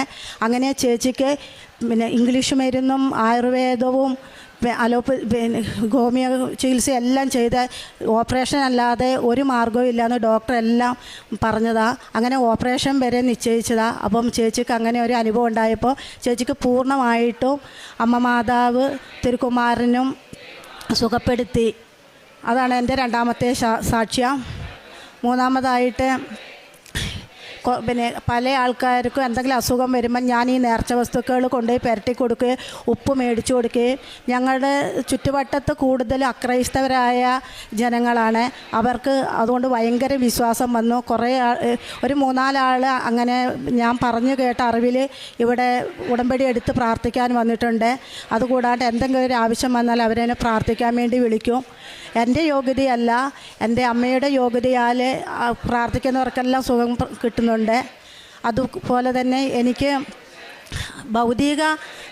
ഭൗതികമായ കാര്യങ്ങളെ കഴിഞ്ഞും ആത്മീയമായ കാര്യങ്ങളാണ് എനിക്ക് കൂടുതൽ അനുഗ്രഹങ്ങൾ കിട്ടിയിരിക്കുന്നത്. ഞാൻ ഉടമ്പടി എടുത്ത് പ്രാർത്ഥിക്കാൻ തുടങ്ങിയ പിന്നെ എനിക്ക് ഭയങ്കര ദേഷ്യമുള്ള ഒരു വ്യക്തിയായിരുന്നു. അതിൽ നിന്ന് എനിക്ക് മോചനം കിട്ടി. അതുപോലെ തന്നെ ഒരു ക്രിസ്ത്യാനി ആയതുകൊണ്ട് ഞാൻ ഞായറാഴ്ച ദിവസം പള്ളി പോകും. ചില ദിവസങ്ങളിൽ പള്ളി പോകാറില്ല. അങ്ങനെ കുടുംബ പ്രാർത്ഥന മുടക്കാറുണ്ട്. പക്ഷേ ഉടമ്പടി എടുത്ത് പ്രാർത്ഥിച്ചതിൻ്റെ ഫലമായിട്ട് എനിക്ക് എല്ലാ ഞായറാഴ്ച ഉടമ്പടി എടുത്തതിന് ശേഷം എനിക്ക് ഒരു ഞായറാഴ്ച പോലും വിശുദ്ധ കുർബാന മുടക്കാൻ പറ്റിയിട്ടില്ല.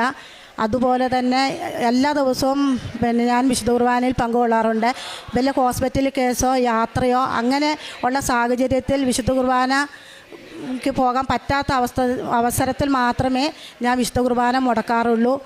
അതുപോലെ തന്നെ പിന്നെ മുമ്പ് എന്നോട് ഞായറാഴ്ച ദിവസം നീ സിനിമയ്ക്ക് വരുന്നോ അതോ പള്ളിയിൽ പോകുന്നോ എന്ന് ചോദിച്ചാൽ ഞാൻ പറയും ഞാൻ അടുത്ത ഞായറാഴ്ച വിശുദ്ധ കുർബാനയിൽ പോകാം, ഞാൻ സിനിമയ്ക്ക് വരുന്നു പറയും. പക്ഷേ ഇപ്പോൾ എന്നോട് ചോദിക്കുവാണെങ്കിൽ ഞാൻ പറയും ഞാൻ 2 പ്രാവശ്യം വിശുദ്ധ കുർബാനയ്ക്കോ വരുള്ളൂ, ഞാൻ സിനിമയ്ക്ക് വരുന്നില്ല എന്ന്.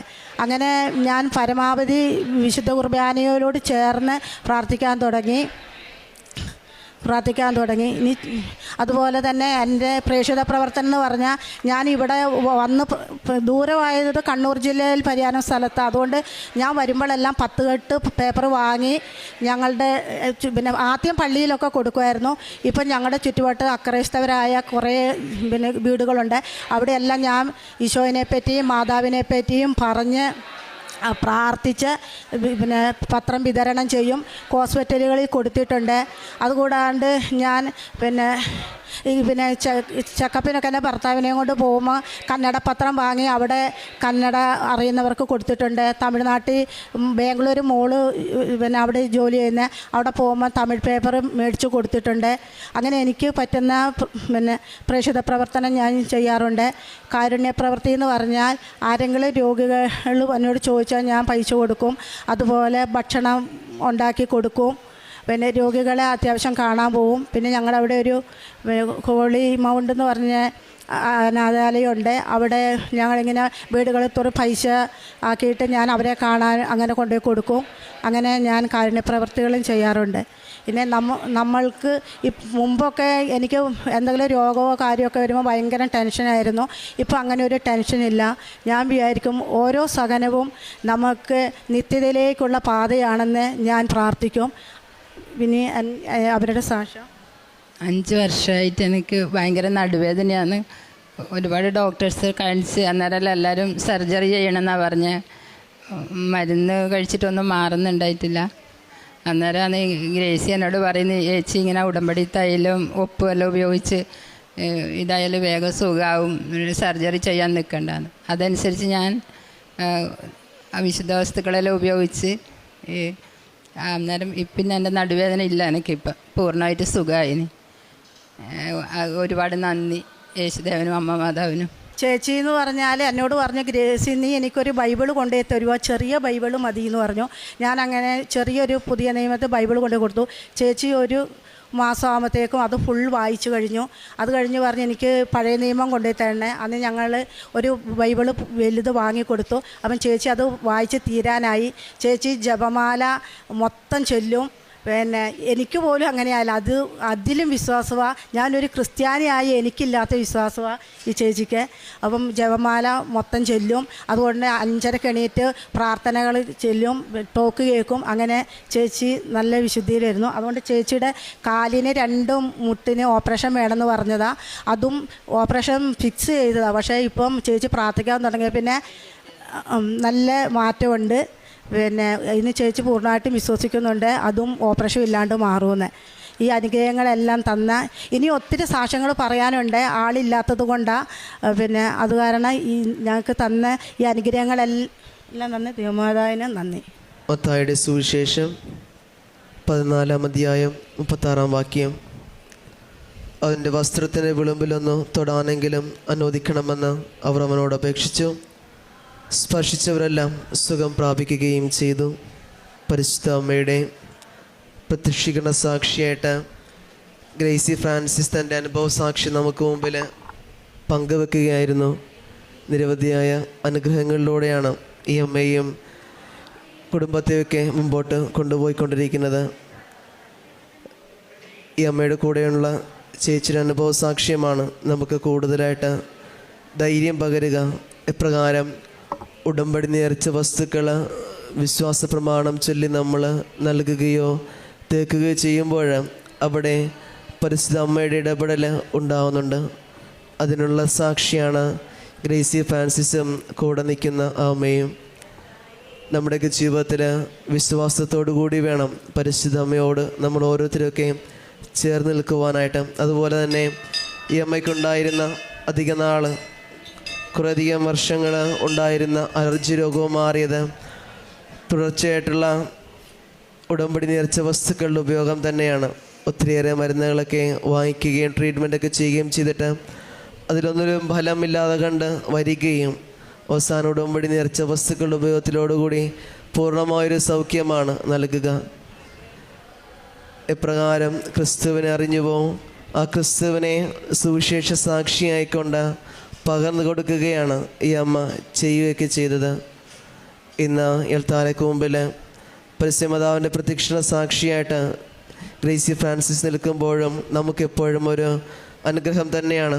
നമ്മുടെയൊക്കെ പ്രാർത്ഥനകളിലും പരിശുദ്ധ അമ്മയുടെ സംരക്ഷണവും കരുതലും ഉണ്ടാകുമെന്നുള്ളത്. ഇന്നീ നിമിഷത്തിൽ നമുക്ക് പ്രാർത്ഥിക്കാം. ഇനി മുമ്പോട്ടുള്ള ജീവിതത്തിൽ പ്രത്യക്ഷീകരണ സാക്ഷിയായിട്ട് ഗ്രേസി ഫ്രാൻസിസിനെയും കൂടെയുള്ള അമ്മയെ മാറ്റണമേ എന്ന് നമുക്ക് പ്രാർത്ഥിക്കാം. ഒപ്പം നമ്മൾ ഓരോരുത്തരെയും ഈ പരിശുദ്ധ സന്നിധിയിലായിരിക്കുമ്പോൾ ഞങ്ങളുടെയൊക്കെ പ്രാർത്ഥനകളിലും നിയോഗങ്ങളിലും നമ്മൾ ഓരോരുത്തരെയും പ്രത്യക്ഷീകരണത്തിൻ്റെ സാക്ഷി. നമസ്കാരം. ആദ്യമായിട്ട് I love you Jesus, I love you mother Mary and I love you Joseph അച്ഛ.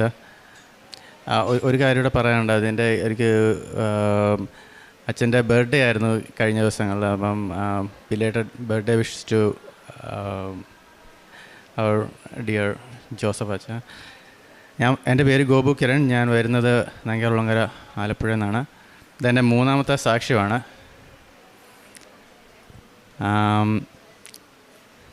എന്നുവെച്ചാൽ ഈ ലോകത്തിലൊരു happy place which I can come and you know be completely happy എന്ന് പറഞ്ഞാൽ അത് ഈ സ്ഥലമാണ്, കൃപാസനം. എന്നുവെച്ചാൽ എൻ്റെ ഫസ്റ്റ് സാക്ഷ്യം കണ്ടു കഴിഞ്ഞാൽ മനസ്സിലാവും ഞാൻ എത്രത്തോളം വിഷമിച്ച് ഡിപ്രസ്സായിരിക്കുന്ന സമയത്താണ് ഇവിടെ വന്നത്. അവിടുന്ന് ഞാൻ എങ്ങനെ ഇത്രയും കാര്യങ്ങളൊക്കെ എൻ്റെ ജീവിതത്തിൽ നടന്നതെന്ന് വെച്ചാൽ അത് കുറേ മിറക്കിൾസാണ് സംഭവിച്ചത്. ഞാൻ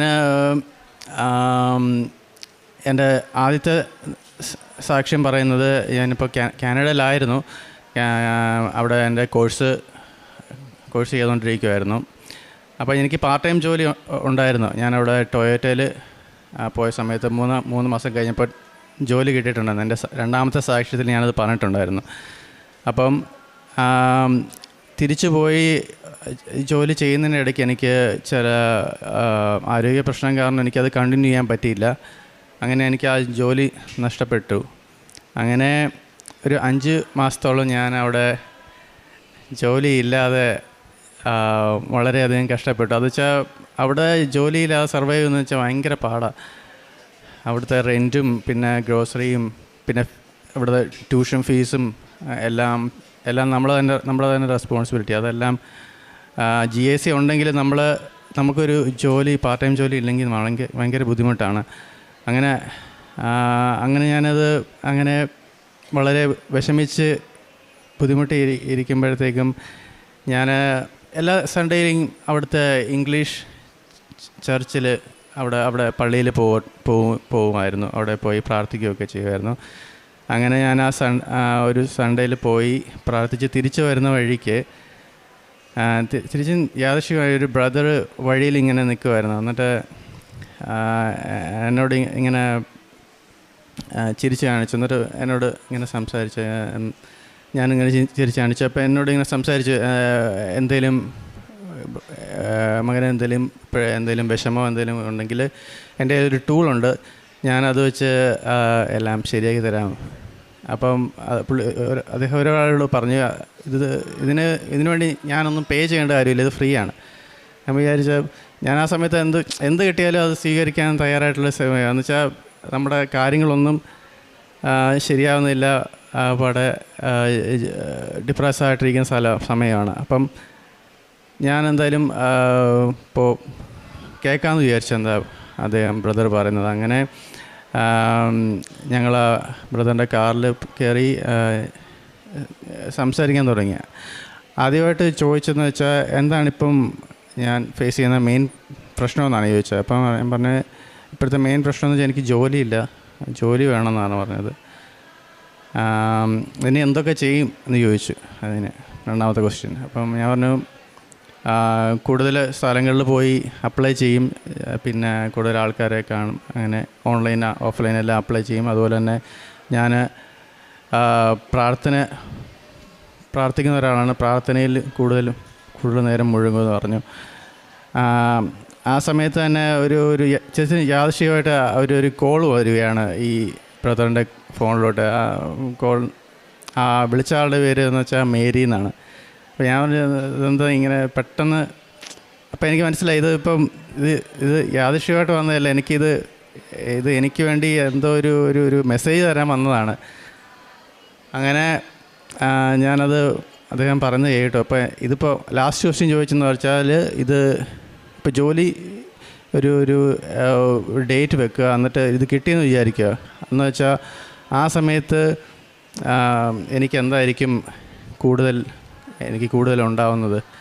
ഞാൻ പറഞ്ഞ് അതെന്തുകൊണ്ടാവുമെന്നും ചോദിച്ചു. അപ്പോൾ ഞാൻ പറഞ്ഞത് ഒരൊറ്റ കാര്യമേ ഉള്ളൂ, എനിക്ക് അന്നും ഇന്നും അത് ചെയ്തു തന്നത് മാതാവ് ഈശോ ആണ്. അത് ഗ്രേസ് കൊണ്ടായ എനിക്കത് കിട്ടുള്ളൂ.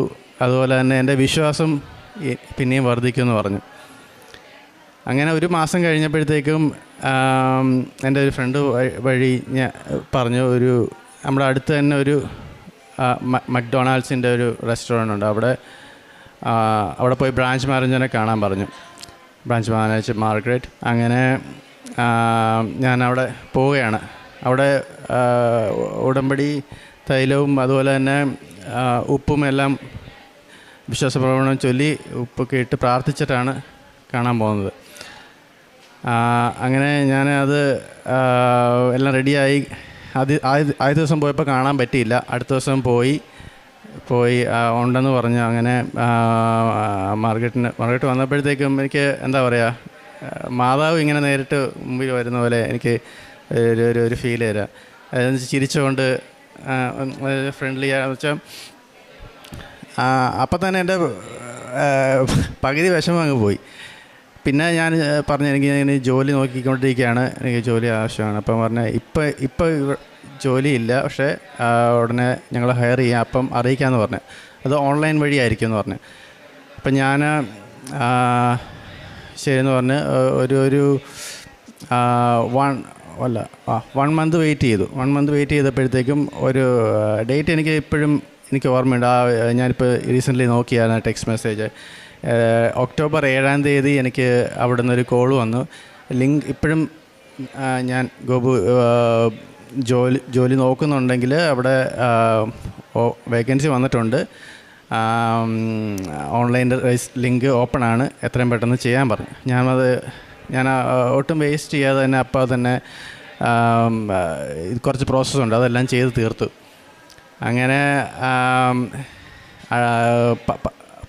ഒക്ടോബർ 14 ആയപ്പോഴത്തേക്കും എനിക്ക് ഇൻ്റർവ്യൂവിന് വന്നു. പിന്നെ എല്ലാം പെട്ടെന്നായിരുന്നു, അറിയാമല്ലോ, സമയച്ചുരുക്കം, ഓറിയൻറ്റേഷൻ. പിന്നെ നവംബർ മുതൽ ഞാൻ ജോലി സ്റ്റാർട്ട് ചെയ്തു. അതെന്ന് വെച്ചാൽ എൻ്റെ വീടിന് തൊട്ടടുത്തുള്ള റെസ്റ്റോറൻറ്റ്, അത് എനിക്ക് ക്യാമ്പസിലോട്ടും പോകാൻ വളരെ കൺവീനിയൻ്റ് ആയിട്ടായിരുന്നു. അവിടെയുള്ള ആൾക്കാരും most of the people are very nice. And especially branch manager Margaret എന്ത് ഇഷ്യൂ ഉണ്ടെങ്കിലും എനിക്കത് സോൾവ് ചെയ്ത് തരും അവിടെ. അതാണ് എൻ്റെ ആദ്യത്തെ സാക്ഷ്യം. പിന്നെ കാനഡയിൽ വെച്ച് ഒരു വൈറൽ ഇൻഫെക്ഷൻ, ത്രോട്ട് ഇൻഫെക്ഷൻ ഉണ്ടായിട്ടുണ്ടായിരുന്നു. ആ സമയത്ത് ഞാൻ വളരെ ബുദ്ധിമുട്ടി. എന്നുവെച്ചാൽ ക്ലാസ്സിലൊക്കെ പോകാനായിട്ട് ട്രാവൽ ചെയ്യാനും ഒക്കെ വലിയ ബുദ്ധിമുട്ടാണ്. അപ്പോൾ ഞാൻ ഇവിടുന്ന് കൊണ്ടുപോയ കുറച്ച് ടാബ്ലറ്റ്സൊക്കെ കഴിച്ചെങ്കിലും അതൊന്നും വർക്കായില്ല.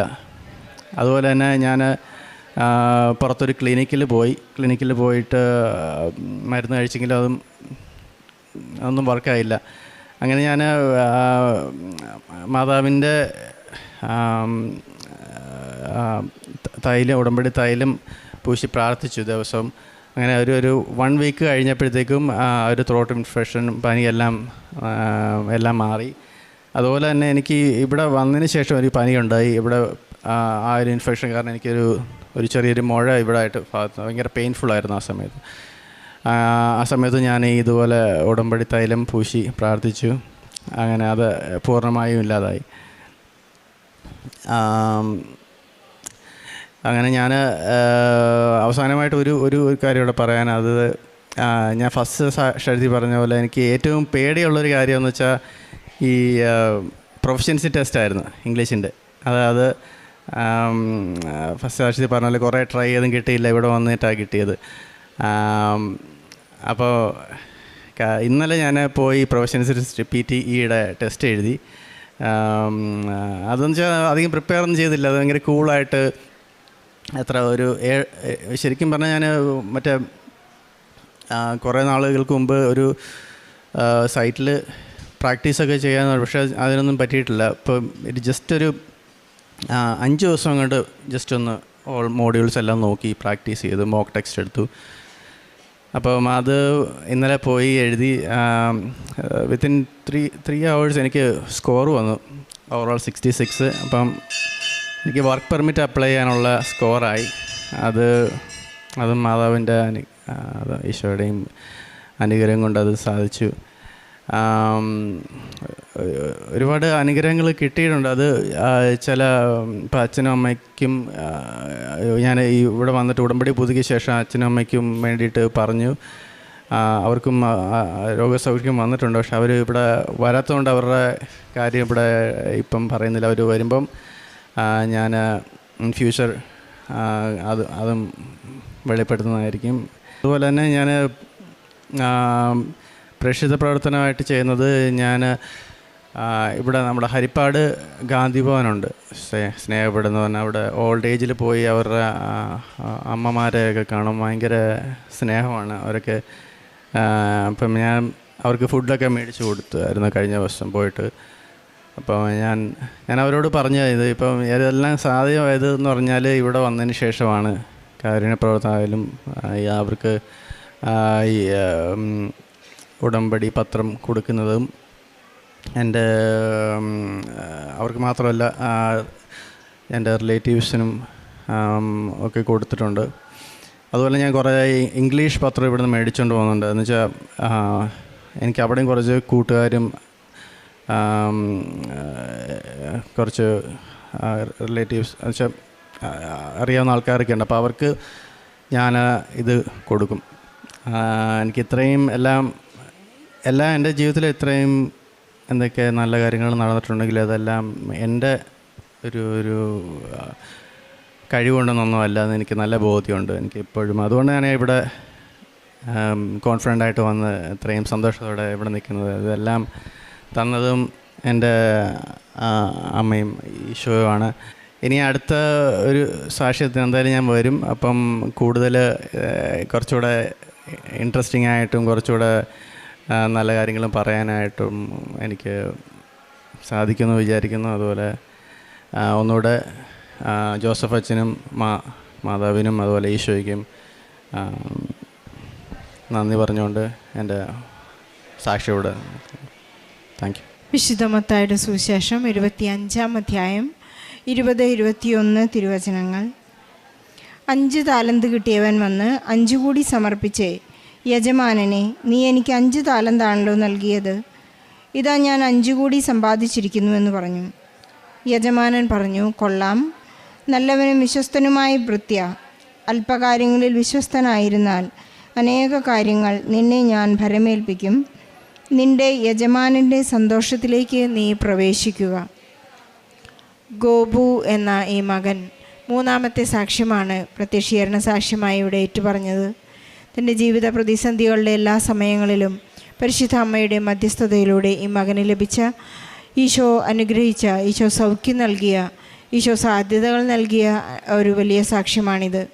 സമയച്ചുരുക്കത്തിൻ്റെ അമ്മ ഈ മകൻ്റെ ജീവിതഭാരം ലഘൂകരിച്ചതിൻ്റെ ഒരു വലിയ സാക്ഷ്യമാണിത്. തൻ്റെ ജോലി നഷ്ടപ്പെട്ട അവസ്ഥയിൽ ഒരു പള്ളിയിൽ കയറി പ്രാർത്ഥിച്ച് ഇറങ്ങിയപ്പോഴാണ് മേരി എന്ന ഒരു വ്യക്തിയുടെ കോൾ വേറൊരു സഹോദരന് വന്നപ്പോൾ ആ പേര് കേട്ടപ്പോൾ തന്നെ പരിശുദ്ധ അമ്മ എനിക്ക് വേണ്ടി മാധ്യസ്ഥം വഹിക്കുന്നു എന്ന് ചിന്തിക്കുവാനും പരിശുദ്ധ അമ്മയോട് കൂടുതൽ അടുക്കുവാനും സ്നേഹപൂർവ്വം തൻ്റെ ആവശ്യങ്ങൾ അമ്മയോട് ഏറ്റുപറയുവാനുള്ള ഒരു ധൈര്യം ഈ മകനുണ്ടായതെന്നാണ് ഈ മൂന്നാമത്തെ സാക്ഷ്യത്തിൽ ഏറ്റുപറയുന്നത്. വളരെ പെട്ടെന്ന് മക്ഡൊണാൾഡ്സിൽ നിന്ന് അദ്ദേഹത്തിൻ്റെ ബ്രാഞ്ച് മാനേജർ വിളിക്കുകയും ഒക്ടോബർ 7 പരിശുദ്ധ അമ്മ പ്രത്യക്ഷപ്പെട്ട ആ ദിവസം തന്നെ മകന് കോൾ വന്ന് വളരെ പെട്ടെന്ന് സമയച്ചുരുക്കത്തിൽ തന്നെ നല്ലൊരു ജോലി നൽകിയതിൻ്റെ സാക്ഷ്യമാണിത്. അതുപോലെ തന്നെ സൗഖ്യത്തെക്കുറിച്ച് അദ്ദേഹം സംസാരിക്കുകയുണ്ടായി. ത്രോട്ട് ഇൻഫെക്ഷനും തൈറോയിഡ് മുഴയെല്ലാം ഉണ്ടായപ്പോൾ ഇവിടുത്തെ നേർച്ച വസ്തുക്കൾ ഉപയോഗിച്ച് തന്നെ മകന് വളരെ പെട്ടെന്ന് സൗഖ്യമുണ്ടായി. PTA പരീക്ഷ എഴുതി യാതൊരു പ്രിപ്പറേഷനും കൂടാതെ അല്ലെങ്കിൽ ഒരു മെറിറ്റും കൂടാതെ എന്തൊക്കെയോ കുത്തിക്കുറിച്ച് എഴുതിയതിൽ അദ്ദേഹത്തിന് 3 മണിക്കൂറിനുള്ളിൽ നല്ലൊരു സ്കോർ ലഭിച്ച് അതും അദ്ദേഹത്തിന് സാധ്യമായത് തൻ്റെ പരിശുദ്ധ അമ്മയോടുള്ള സ്നേഹവും ഈശോ എന്നെ ചേർത്ത് പിടിച്ചതിൻ്റെ ഒരു വലിയ അനുഭവമാണെന്നാണ് ഈ മകനേറ്റ് പറയുന്നത്. ഉടമ്പടി ആരൊക്കെയാണോ വിശ്വസ്തയോടുകൂടി ജീവിക്കുന്നത്, അബ്രാഹത്തോട് ദൈവം ഒന്ന് മാത്രമേ പറഞ്ഞുള്ളൂ, നീ എൻ്റെ മുമ്പാകെ ആയിരിക്കുക, അവിടത്തോടു കൂടി സഞ്ചരിക്കുക. ഉടമ്പടി ചെയ്ത് ഇവിടെ സാക്ഷ്യം പറയാൻ വരുന്ന എല്ലാ മക്കളും ചെയ്യുന്ന ഒരൊറ്റ കാര്യം അതുമാത്രമാണ്. ഈശോ നമുക്ക് ഉടമ്പടി നൽകിയിരിക്കുന്നത് അവിടുത്തെ സ്നേഹിക്കുവാനാണ്. അതിലൂടെ ഈശോ നമുക്ക് നൽകുന്നത് ഭൗതിക നിയോഗങ്ങൾ സാധിച്ചു കിട്ടുക എന്നത് മാത്രമല്ല, ഈശോയുടെ ആ നിത്യതയിലേക്ക് പ്രവേശിക്കുവാനുള്ള വലിയൊരു അംഗീകാരത്തിൻ്റെ പ്രമാണപത്രം കൂടിയാണ് നമുക്ക് ഈശോ നൽകുന്നത്. ഈശോയുടെ എല്ലാ സ്നേഹത്തിനും നമുക്ക് പരിശുദ്ധ അമ്മയ്ക്ക് ഈശോയ്ക്ക് നന്ദി പറയാം. ഗോപുവിന് ലഭിച്ച എല്ലാ അനുഗ്രഹങ്ങൾക്കും നന്ദി പറയുന്നതോടൊപ്പം ജോലിയില്ലാതെ വിഷമിക്കുന്നവരെ, ശാരീരിക അസ്വാസ്ഥ്യങ്ങൾക്ക് സങ്കടപ്പെടുന്നവരെ, ആശുപത്രിയിൽ കഴിയുന്നവരായിരിക്കുന്നവരെ, സ്ട്രോക്ക് വന്നവരെ, അങ്ങനെയുള്ള പല അസ്വസ്ഥതകളിൽ കഴിയുന്നവരെ എല്ലാം ഈ സാക്ഷ്യത്തോട് ചേർത്ത്